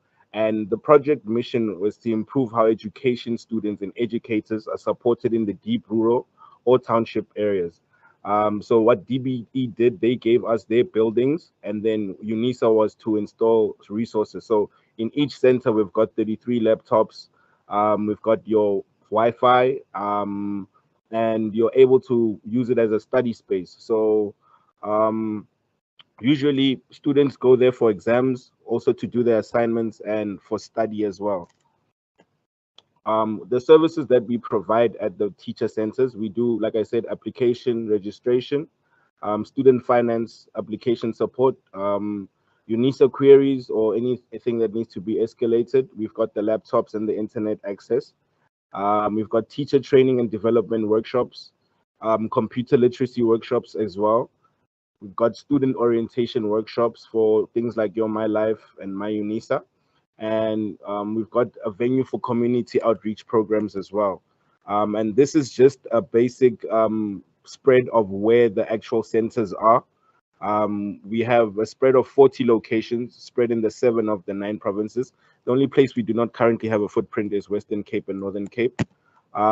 These are the exact locations of the teacher centers, but based on time, I'll just share the presentation so that you can have a closer look, so that you can see which teacher center is closest to you. And then the other thing that I'll be speaking about is TipeeTube. TipeeTube is an academic video support platform which we conceptualized in 2019. It was basically designed to record videos that can assist students to basically be closer to the lecture and all the information at the university. Videos are recorded by the lecturers of the college and are edited by our multimedia team, and then we share them on YouTube and a Microsoft Stream platform. The topics that we cover are module explanation, study guide, tutorial breakdowns, exam prep, how-to videos, teaching practice support content, UNISA events, and there's also social content. And if you were to go on our page, this is what it looks like. I actually had it open so I can show you guys. Okay, let me just quickly see. Yes, TipeeTube. So this is it. I'll also share the link in the chat box when I'm done presenting so you guys can quickly go check. So it's got all the module content and the relevant content. You'll just see which is your module. Let me go back. And then what we also have, these are our stats since 2020. So we've got 495 videos uploaded, of which 230 are module content. We've got 8,200 subscribers with plus 50 cities reached, plus 31 countries reached, with 3 million impressions and 508 channel views, 508,000 channel views. Sorry about that.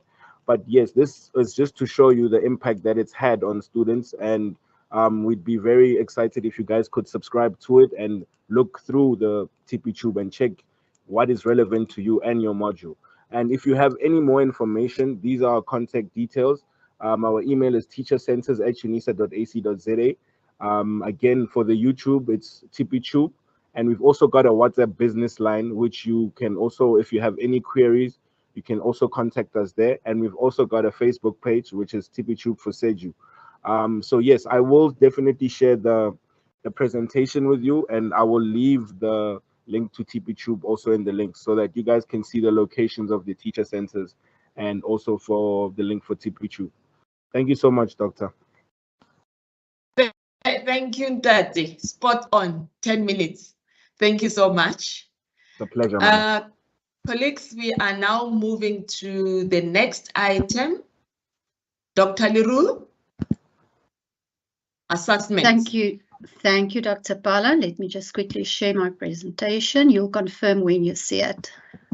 Okay. Hey, Joe. What about Sarela? My computer is extremely slow today. Something is coming. 10 minutes, I hope. It shows it's running on this side. There we go. Let me just go full screen.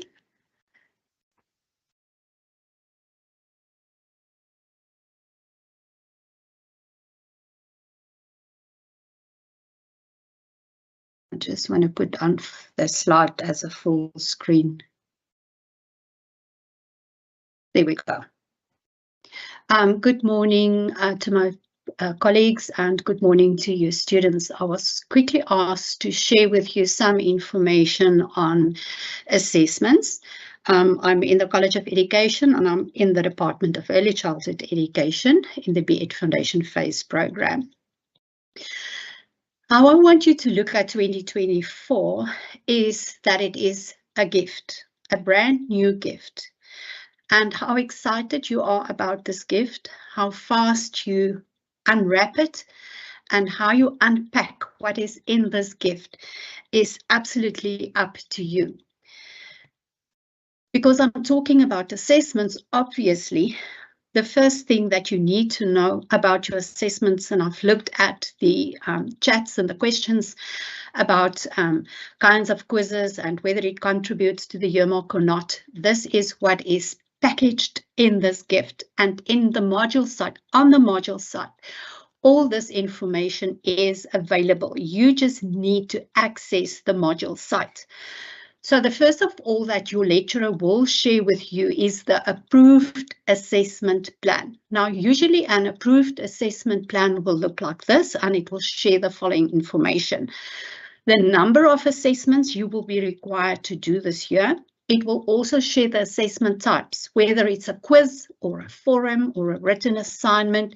It will also share which content is going to be assessed within a specific assessment. Then it will also provide you the weighting for that assessment, and it will share with you the opening date and the closing date of the assessment. Now take note that modules differ. I think that was shared by almost all presenters today. Some modules are year modules, some modules are continuous assessment modules, and they're year modules. You get semester modules. You get the old legacy kind of assessments where you have one quiz, one written assignment, and then exam. Some modules, like a continuous assessment, don't have an exam. Some have e-tutors, some don't. But all of that information is shared on the module site. So the first thing that you need to go and download is, and it can be in your tutorial letter 101. Due dates usually are not in the tutorial letter 101. So you will need to go to the announcements and look for an announcement that shares this assessment plan with you. That is where you will find the opening dates and the closing dates. Opening dates and closing dates, because these are formal assessments that contribute to your year mark. These will also be or show on the calendar on the module site. So if you move your mouse, the cursor over the calendar, it will also show particular opening and closing dates of some assessments, so that you can also see the opening and closing dates there. Then on the module site, your lecturer will also share with you, apart from the module approach, how he or she is going to approach teaching, whether it's going to happen in specific cycles. We've noted, and I think Dr. Potter has referred to that we've noted in the past that students just want to know where are my assessments, so that they can start doing the assessments. An assessment is something that we assess. We want to understand what you have learned after teaching has taken place. So it implies that some sort of teaching must or should have happened before an assessment. Now, students tend to flip this. They just want the assessments, and then they just Google and find answers and submit their assessments. So on the lecturer's site, on the module site, the lecturer will communicate with you. Sometimes the module or the online lesson content are hidden, the assessments are hidden, up until a date where the lecturer opens a cycle of learning and assessment, and only then will you be able to see a particular learning unit and the assessment that is linked to that learning unit. But that information you will find on the module site. So working on the module site frequently is very, very important. Then I was asked to talk about Bloom's taxonomy. You are all studying to become teachers, and this slide for you as a teacher is very important, because you are going to learn how to assess learners. And the basic, most basic things that you can assess is if students are able to understand things and if they can recall certain information. Those are the most basic or lower level skills. But because you are at the university and we want to see if you can use the content to actually teach, we want to see if you can apply content. Sometimes we want you to analyze, to evaluate content, but for you who are in the process of becoming a teacher, it's important that you can create lessons.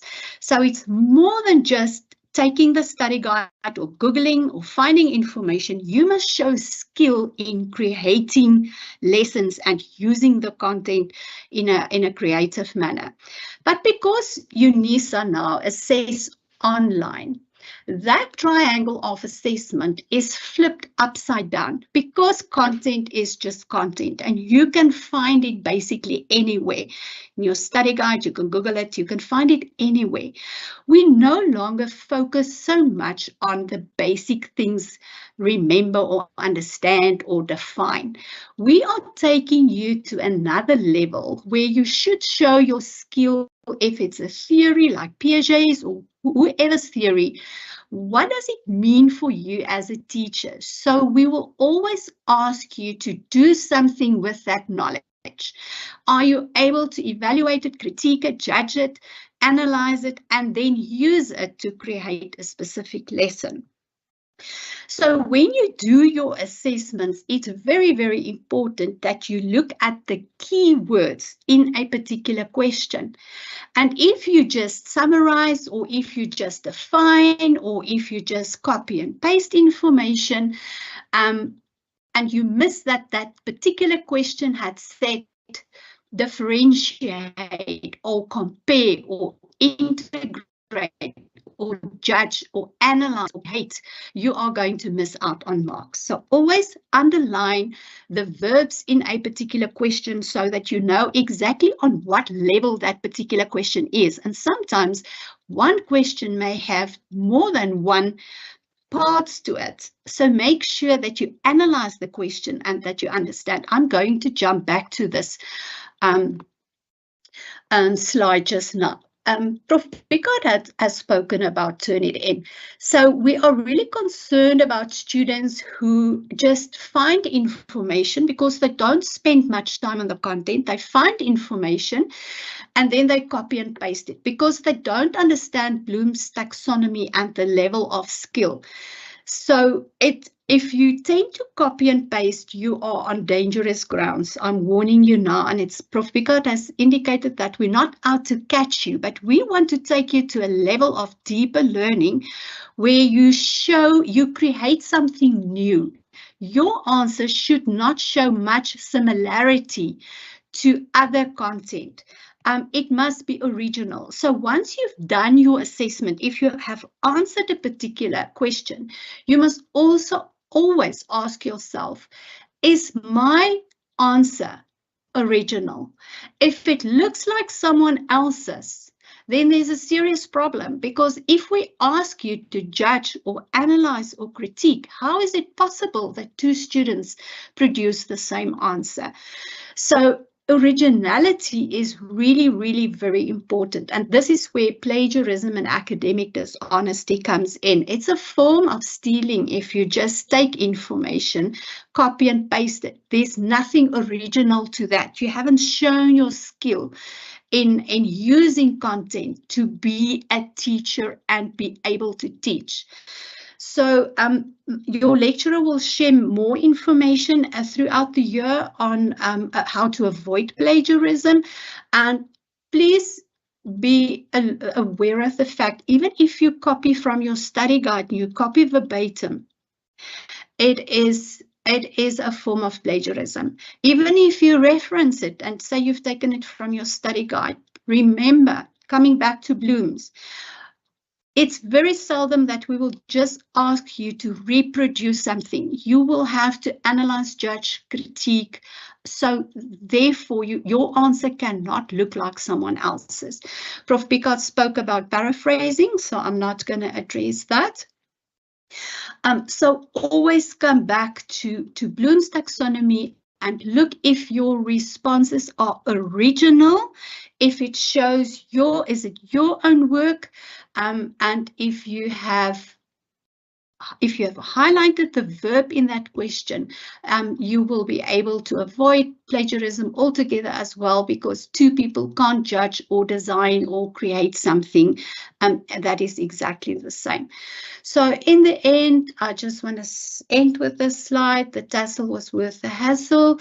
If you just stick to these basic things and you work consistently and diligently and take note of all the information that your lecturer has shared with you in terms of the assessments, then you're good to go. Some information or some assessments will not contribute to the year mark. It's not to say that they're not important. You still should do them. It's to help you with those deeper levels of learning.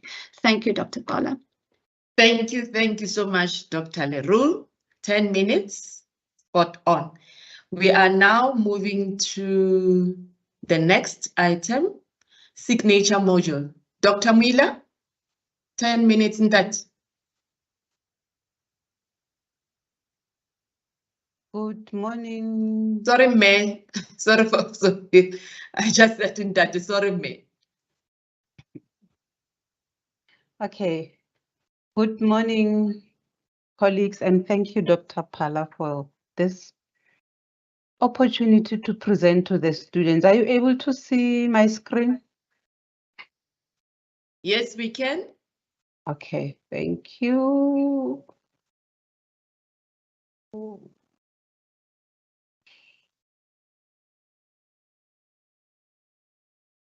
Need to put it in a presentation. Yeah, Presentation mode. Yeah, that's what I'm looking for. Yeah, okay.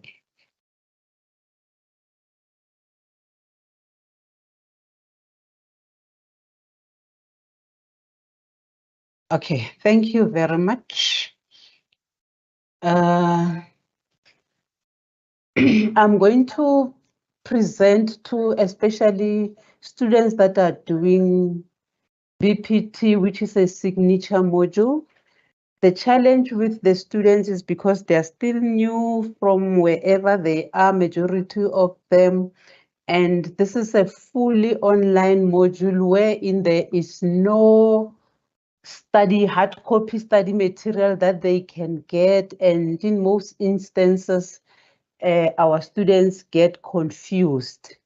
I'll start with the tutoring model that this module is taking. It's a tripod module consisting of something which is a tripod. It means it's three-legged, consisting of student support. That is the first leg.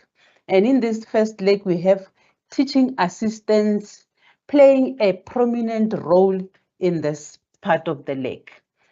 Their role is to implement the plans, the programs, and the strategies that are designed for this module. And also they support students throughout their academic career by delivering content, and they also control assessment of our students. And then the second part of this part, the second leg, of this part, we have the content specialist. And in these instances, we have lecturers who are content specialists. And their role is to set up plans and programs. That means tutoring plans, assessment plans, and all other things that will be happening in the module for the semester. And they ensure that assessment is quality assured, and also the content is also quality assured. And they also are responsible for improvement of the module, and this is done through research of what is going on in the module. And they also monitor and support the teaching assistant. And the third leg of this part is the IT section. And the role of the IT section is to create sites. All the sites for this module are created by the IT section. And they are also responsible for grouping of students. And they are also responsible for allocating teaching assistants to students and any other technical problems that are experienced in this module. That is the role of the ICT or IT section. As this is an online module, it's happening on the Moodle platform, which is indicated that the Moodle platform is my UNISA site. In this module, you have two different sites. The first site that I'm going to talk about is the main site, which you call it BPT 1501 semester 1 site. For this year, because the year is 2024, you would have BPT 1501-2024 S1 site. In this site, every student that is registered for this module have access to this site. You can see on my left-hand side, there is a picture of this site. A picture of this site indicates the tools that you'll get on this site. You can see you have got activities. Those activities are the tools that you have in this site. You have additional resource as a tool. You have lesson orientation as a tool, and you have a forum announcement as a tool. These are the only 3 tools that you get in this site. And you can see on the course information there, you have 1 folder, 1 lesson, and 1 forum. And the main idea of this site is to orientate students about online environment. That means online, how are you going to go about learning in an online environment? And this is the lesson orientation. If you go through that lesson orientation, you'd never miss anything in an online learning environment. And also the other thing on this site, you can access tutorial letter 101. To access tutorial letter 101, you go to the official study material. If you can look at where my cursor is, that is the official study material. And then from there, you click on that, then you'll get your tutorial letter 101. Don't click on any of the activities that has been indicated and you think you can find tutorial letter 101. There's no tutorial letter 101 in there. Now let us go to the group site. The group site, you will get the group site immediately. You are grouped to a different group. Each and every student would have their own group site. You first receive an email or an SMS from ICT indicating that you are grouped. Immediately you receive that email or an SMS. Within 24 hours, when you click on your My Module tab, you would see 2 BPT sites. One is the main site that I've just explained, and the other one will be your new group site. And the group site will end with a letter P to indicate that you are grouped. And if you receive an email or an SMS indicating that you are a group, and you do not receive, you can't see this site when you go to your My Module tab within 48-hour period, then you can send us an email to say, I was grouped and this is the email message or the SMS message. So when you send us an email, you must also send us evidence indicating that you got that message that you are grouped. And then from there, we can take it up and see what is the problem with IT so that you can have access to your group site. So each and every student has access to their respective group site. The group sites serve as a lecture hall for each and every student. That means that's where you get your content. That's where you get your assignment. That's where you're going to interact with your TA. Your TA will support you. And hence, for each and every information that you need concerning anything on the group site, you need to communicate with your TAs. Also, all assignments are found on the group site and they should be submitted on this group site. If you go to the semester 1 site or the main site and you find assignment, know that something is wrong there. You are not supposed to do an assignment in the semester 1 site. I think you have a picture of the group site there that has been indicated. You can see that it has 2 forums, it has 1 folder, it has 6 lessons, and it has 6 assignments. So when you open your group site, you should be having 2 forums, 1 folder, 6 lessons, and 6 assignments. If you have something different, no, that is not your group site. And you cannot come and say my group site has only 1 and 2 lessons. Check on the course information. If it says it has 6 lessons, you must look for those lessons, all of those lessons. So this is how you access your group site. And thank you very much.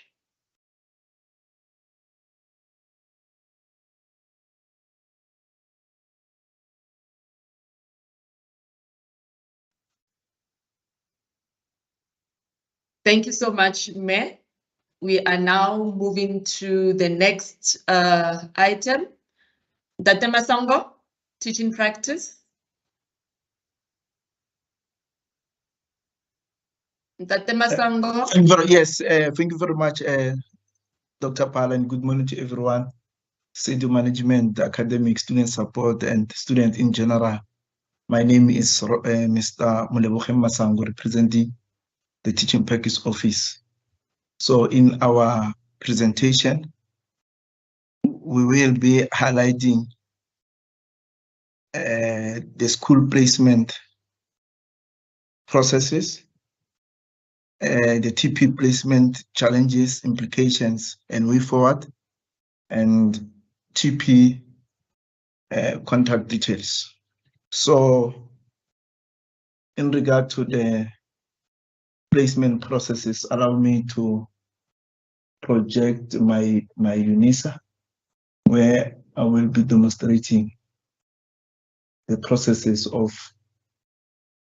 how can the students submit their school placement.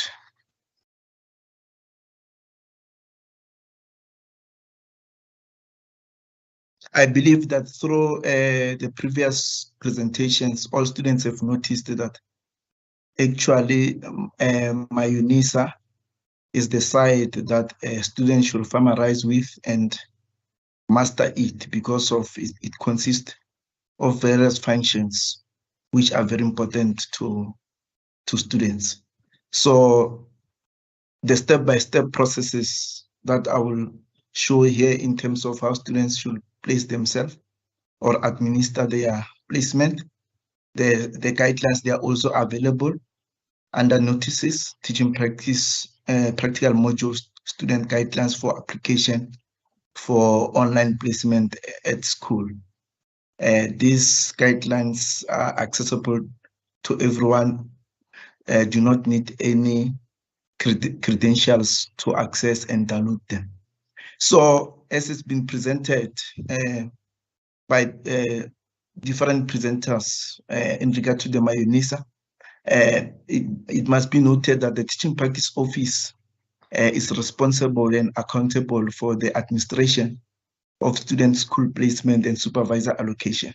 Therefore, when students submit their placement, when they go to MyUNISA, they must log to MyAdmin, because of most of the students, they will go to my modules and then they will struggle to access the full functions of the placement system. Therefore, all students are required to go to log into MyAdmin, and the username and password are the same, whereby the UNISA systems will require the students to enter their student number and the password. And then thereafter logging in, because of online taking some time. Yes.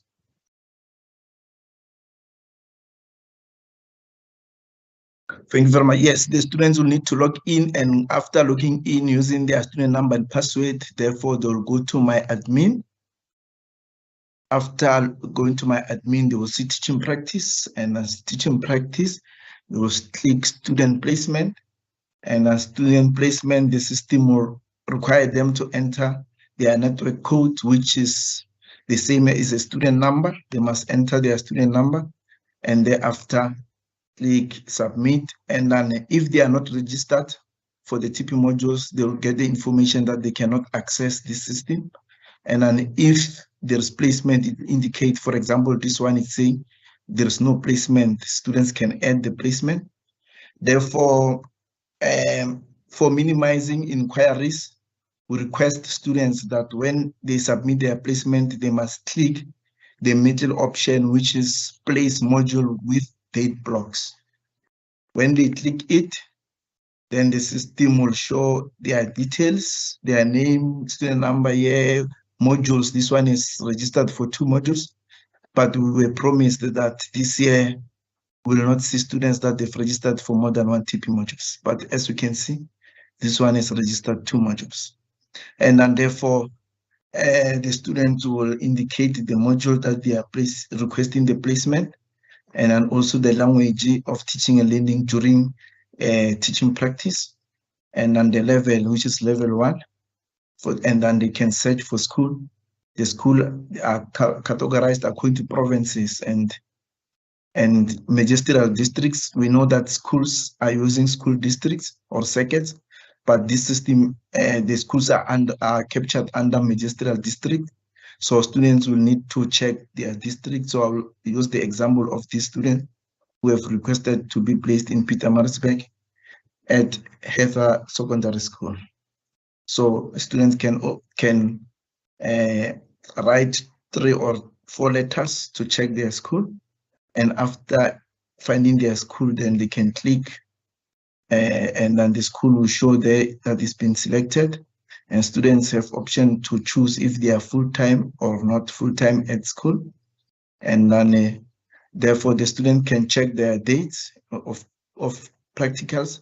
Since we are trying to simplify this process, we are saying that we have entered some dates. If the dates that students is requesting are not available, students can choose the dates that are available, and then the system will allow them to edit. I will show that we'll have this function of choose file, which is a control measure for this system, so that students cannot choose random schools in terms of placing themselves. So the system will require the principal letter which has been signed, which is as an affirmation that student is being granted opportunity to do the practical. Then after choosing and selecting the letter, and they will upload, the system will indicate that the letter has been successfully uploaded. Therefore, the practical will be showing as we can see here, and means it's done. The student has successfully submitted their own placement. And then we have the delete option if the placement is incorrect, or edit, whereby the student can edit the school if they want to change, or they can edit the date, like in terms of when, for example, if the student saying, I want to start from the April when school reopen on the 3rd and finish on the 3rd of May, and then click save. The information will be showing like this, and therefore this information will be available to the teaching practice office. So I believe that the process is as shown is short, and then in terms of the time, I can see that the time is not available. So I will just quickly show that we have these challenges which are very important, that students informing TPO about their school placement after they've already started their teaching practice, whereas some students submit placement and immediately start the teaching practice without informing the office, and whereas other students submit placement that they are for more than one modules, but they request to do them at one time. And then these are the challenges that causes the office to allocate accordingly. So the presentation will be available to everyone. Thank you very much, and back to you, Chair. Thank you so much, Ndate Masango. I think our student will take note of those challenges so that they are in line with what the teaching practice office is saying. Now we are now going to ask Ndate Shabangu, Mr. Shabangu, exam and invigilator app, 10 minutes. Good morning, colleagues.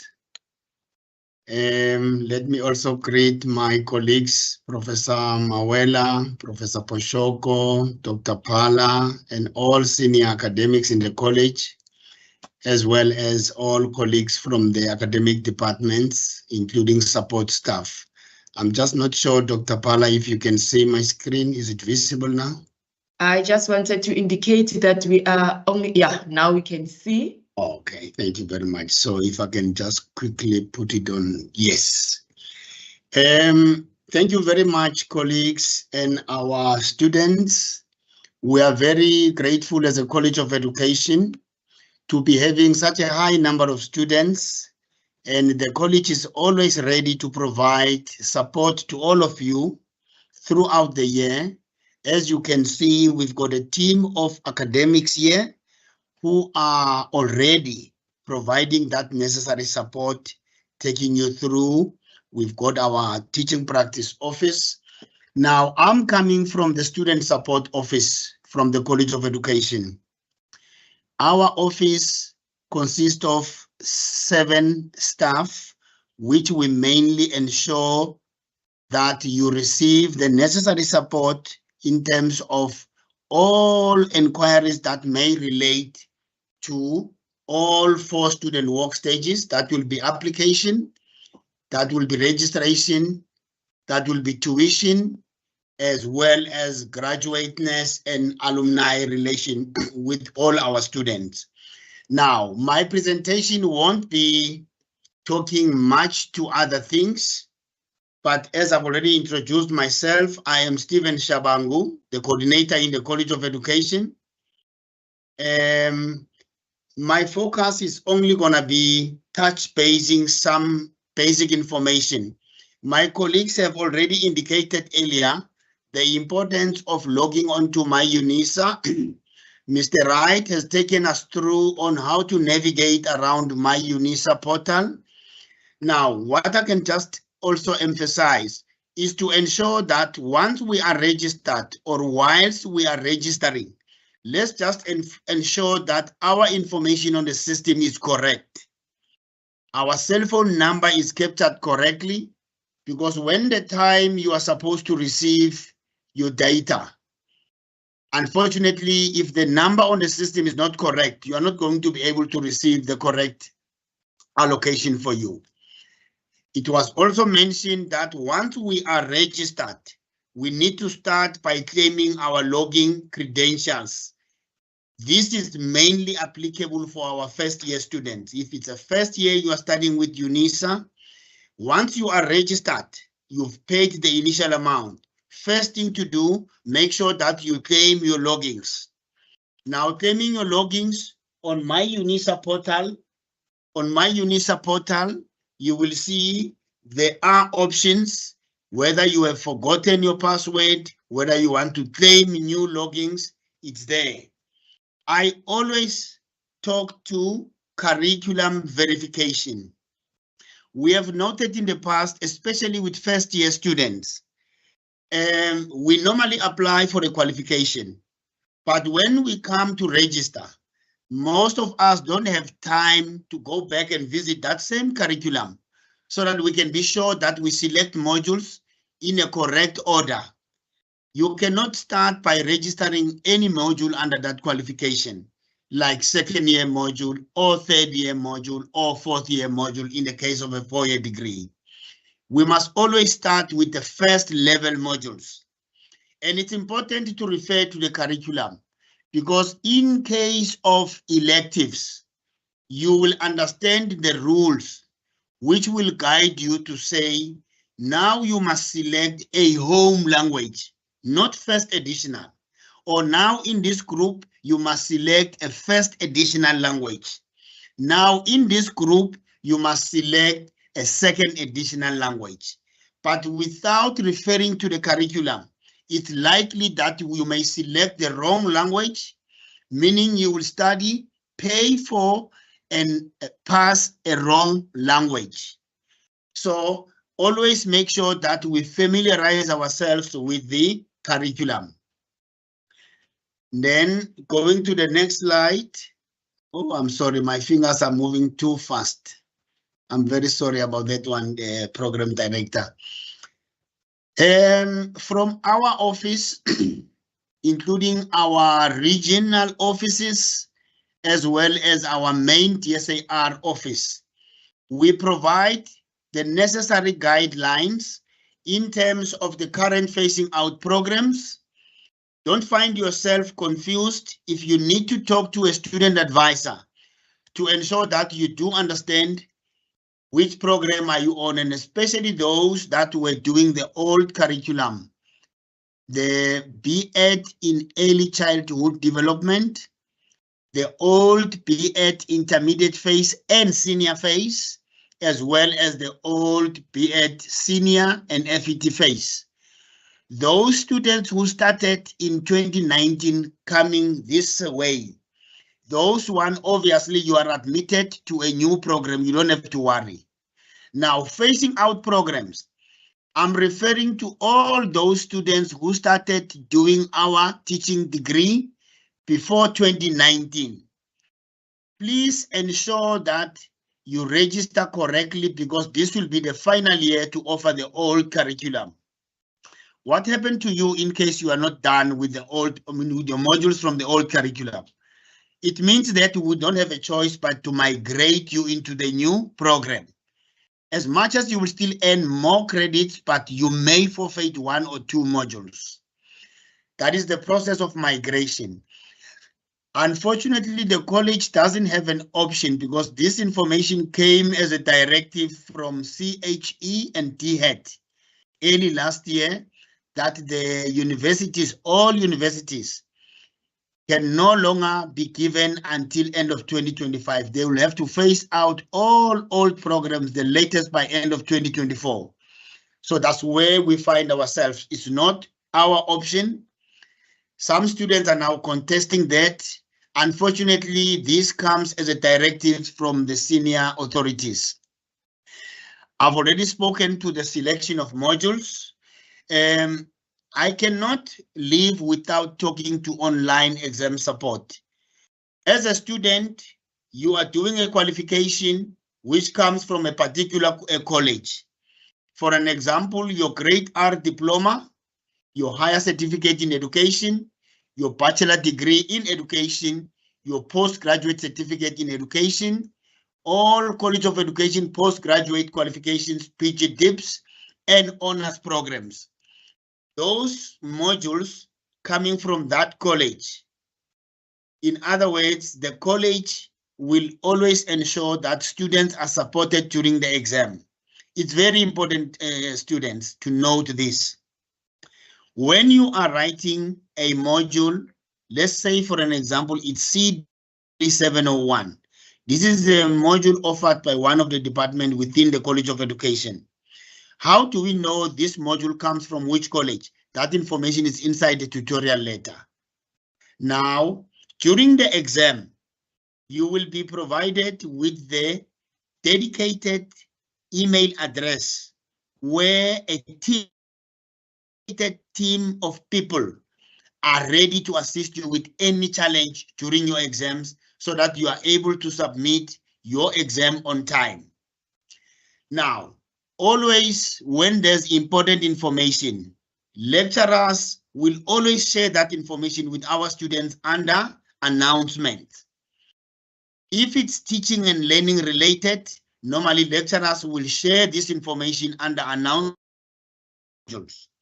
But if it's more related to exams, they will always share it under announcement on my exam site. Announcements so that you are able to get the necessary information on time. Now, one of the challenges we have learned as a college coming from the previous online exams, strictly online. Now, we've got two options. Is either you will be writing a take-home exam, meaning that this could be an exam more than 3 hours, but not more than 4 hours, or a multiple choice question, which is an MCQ or a quiz, which may be less than 3 hours, but maybe not less than 2 hours.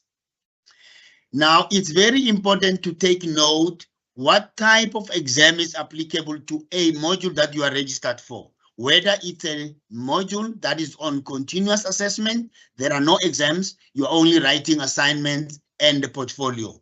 Now, for every module where you will be required to sit for an exam, you will be required to ensure that you've got the correct device. Correct device, I'm referring to the relevant device that you will use to write your exam. Now, for every written exam, there is an invigilation process. It is very important that the university increases or the university ensures that the academic integrity processes are in place so that students could earn credentials on their qualifications, that nothing should compromise your qualification even in the years to come. Now, this invigilation comes in two formats. There is an Invigilator app. There's also an Iris Invigilator. An Iris. Now, even if you are writing a module that is offered in the College of Education, or even if you are doing a qualification in the College of Education, all the modules in the College of Education are strictly invigilated through the Invigilation app. But because of some of the school subject modules that you could be doing, which may be offered by other colleges, like mathematics, physical science, chemistry, those modules, for an example, are offered by College of Science, Engineering and Technology. And that college strictly uses IRIS, as well as College of Economic and College of Agriculture and Environmental Sciences. They also use IRIS. But if a module or a school subject you are doing in your qualification comes from the College of Human Sciences, most of those will be invigilated through the Invigilation app. Now, Shabangu, I'm sorry to just interject. Can I give you 2 minutes just to wrap up? Thank you very much. Now, please familiarize yourself with the invigilation guidelines, where you will understand all the requirements from your side as a student regarding the proctoring tool, how to apply, and so on. Regarding the downloading of the exam, when you start with your exam, accessing your My Exam site, and also uploading when you are done. It's very important that you always visit the information which is normally posted by lecturers. Most of the lecturers will share this information with you. There is a contingency link that is only used during the grace period, meaning that 30 minutes grace period that is always added to your exam time. That's only when we can use the contingency link, only for each student who may be struggling to upload. Now, regarding the contingency link as well as the invigilation, we've got a WhatsApp which serves as a communication between the student and the service provider. This number is always also provided to students just before the exam, and the university always hosts exam roadshows to all students before each exam time. Now, lastly, for every college, you've got a dedicated inbox that will assist students during the exams. For our College of Education, during the exams, Don't forward any emails to any other colleague. You can only send to the lecturer or to seduexams@unisa.ac.za. Thank you very much. I wish you all well. Thank you. Thank you, Ntate Shabangu. Now we move to our next item. Ntate Rankweteke, academic integrity. Student, we are just left with one item. Please be patient. As I indicated, that we'll be finishing around 11:30. Ntate Rankweteke, 10 minutes. Thank you so much. Thank you so much. Are you able to see my screen? Yes, Ntate. Okay. Thank you so much, Chair. Good day, colleagues. My name is Mr. P. Irangoteke. I would like to initially take this opportunity to thank the program director for allowing me to present within this portfolio, and I'd like to greet all colleagues who are within the orientation, starting with the tuition chair manager, Prof. Mawela, and all the colleagues who are within the orientation. And Chair, as I said, looking at the time that you've given me, I would like to run so that I might not disadvantage you in that regard. Colleagues, the topic that I'll be presenting on today is academic integrity. And like I said, my name is Mr. P. Irangoteke. I'm the College of Education Chairperson of Academic Integrity.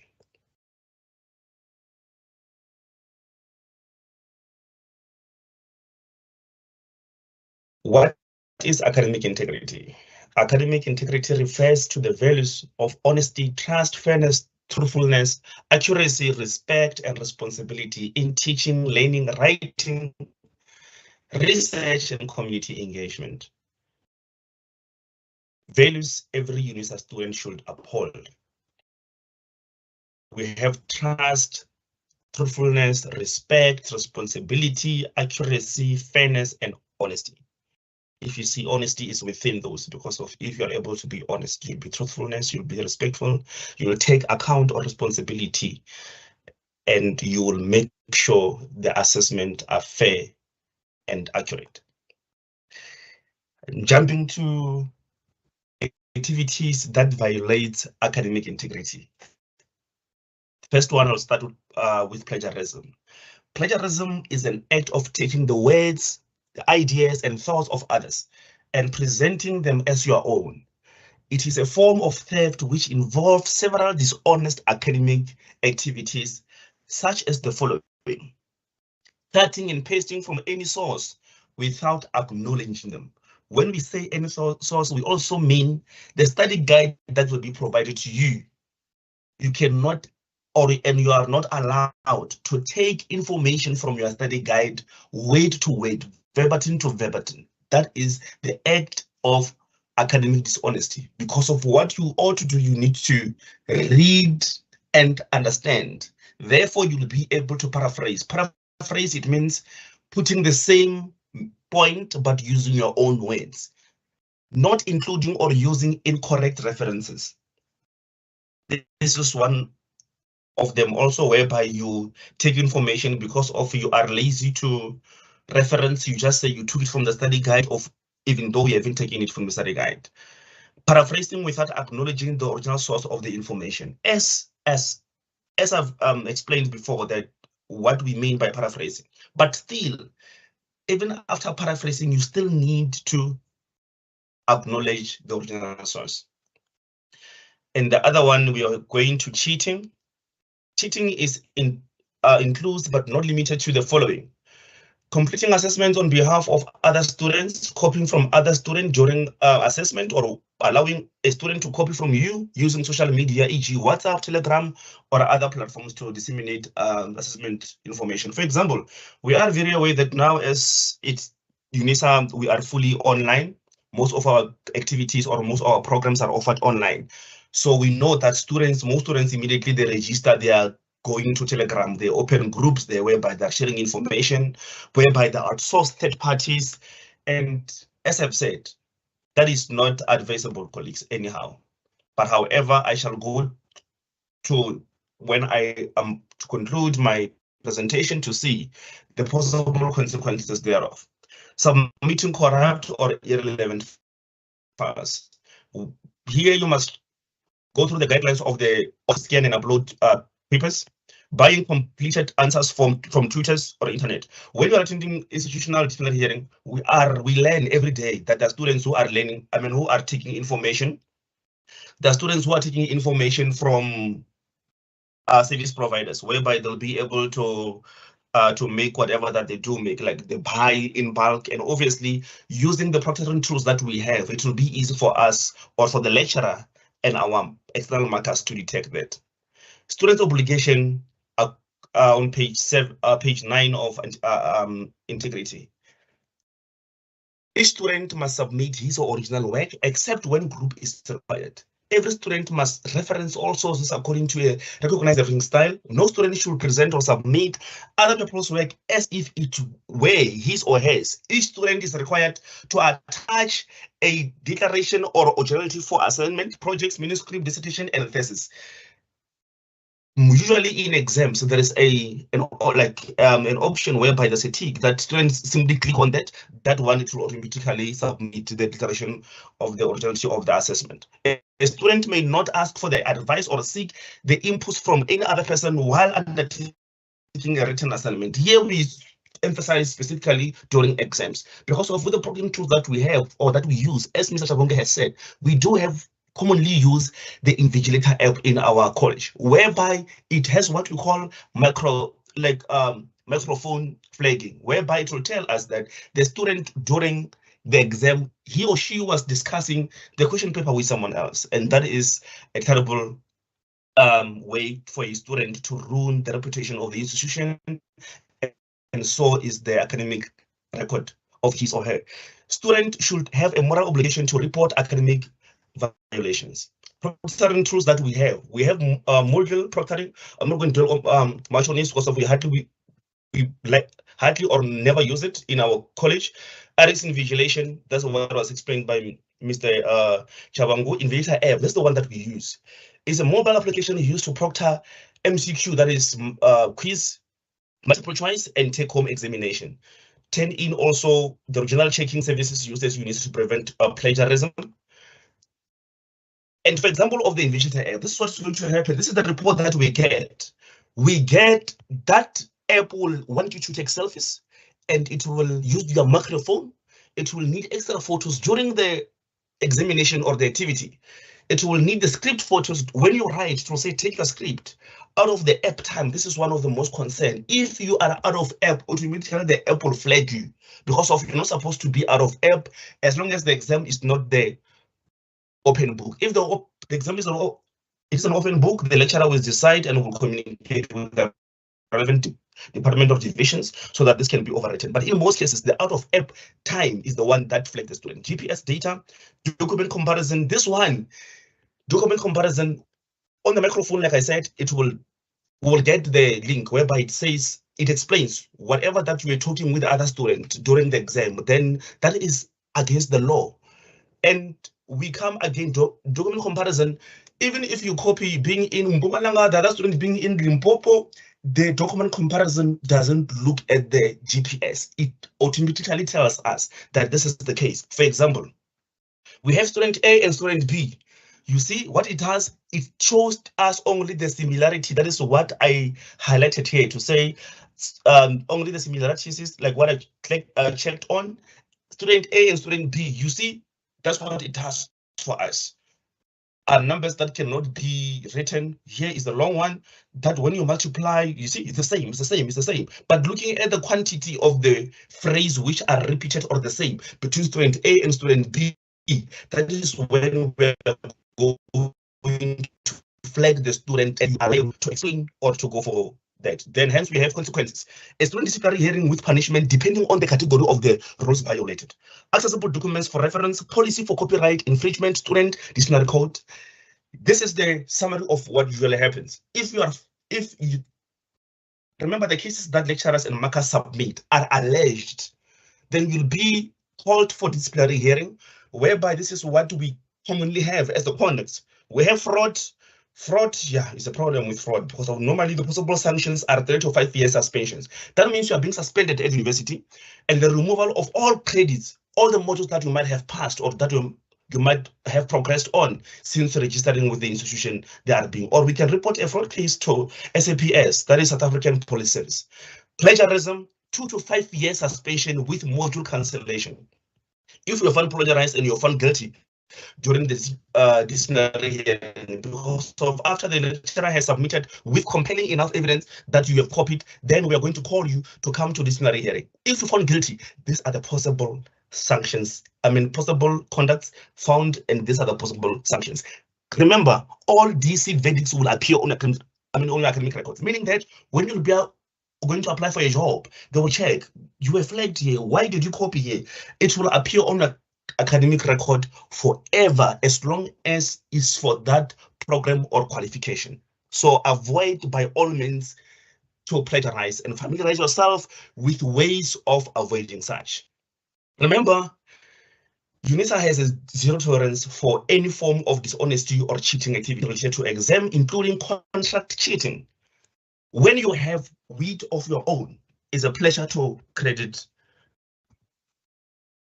other for theirs. That is Chris Jami. I thank you, Chair. Thank you, Tate Ramkoteke.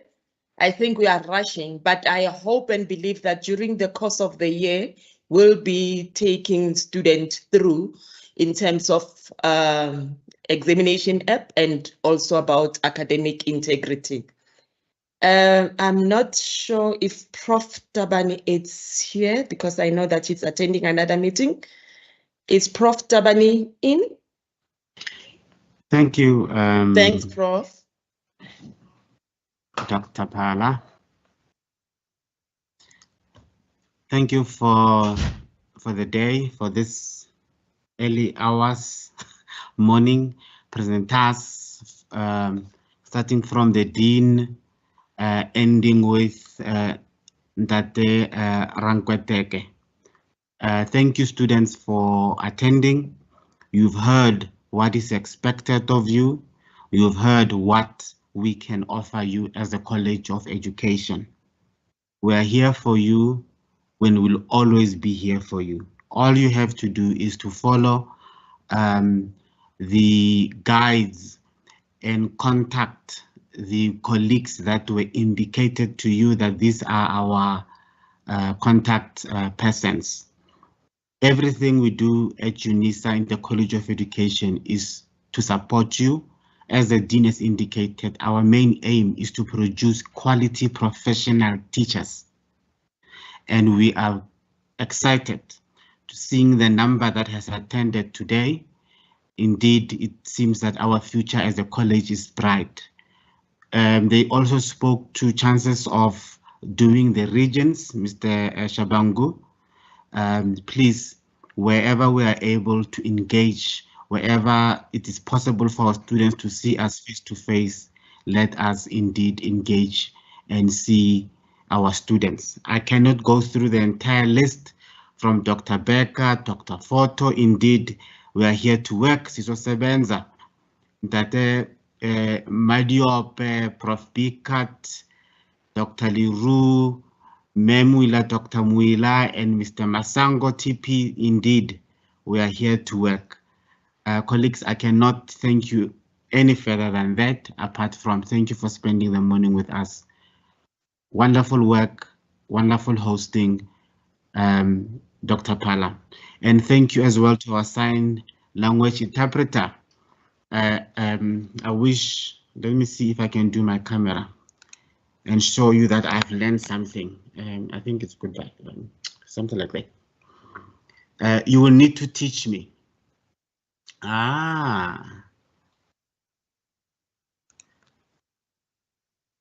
Okay. Thank you. As I learn and go along, it is much appreciated. I'll hand over to you, Dr. Phala, and please allow me to go to the other meeting.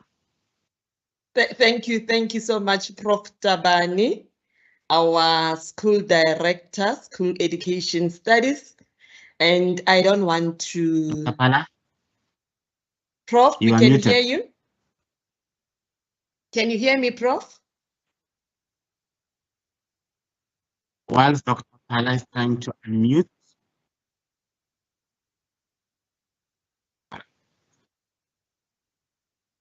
Dr. Pala? Prof, I've unmuted. Can you hear me? Yes, we can hear you. Oh, maybe yeah, I've unmuted. Thank you so much. I'm not, I keep at senior. They've already said the vote of thanks. And from my side, I think we are done with the project, with the program, and we are still going to take our student through. I'm going to ask you, Ndate Mawela, if maybe you've got something to say as an announcement before we close for the students, then we can close this meeting. Prof. Mawela?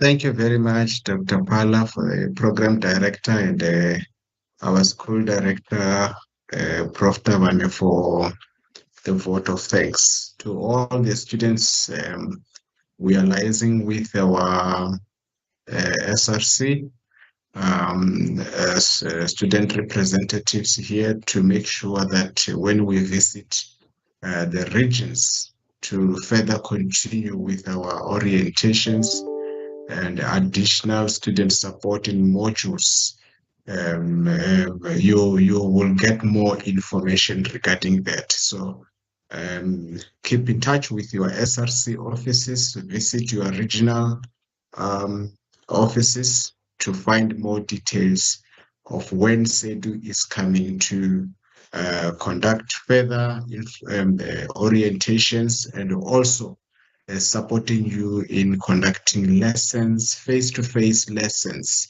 So those ones, you don't want to miss them. We want you to make sure that you attend our face-to-face lessons. DTSFL, Prof. Mahano, Dr. Rankwete, Dr. Ratidi, and all the members of DTSFL, we are saying thank you very much for organizing this session of the student support. I'm not sure if Dr. Rachidi, you want to say something regarding the session.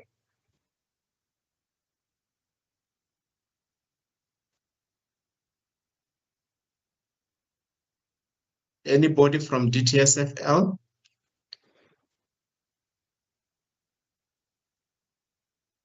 Okay, they seem not to be here. Dr. Pala, I think we can call it a shalom. Thank you very much for running this program. Thank you. Thank you, colleagues and our students. Bye-bye. Bye.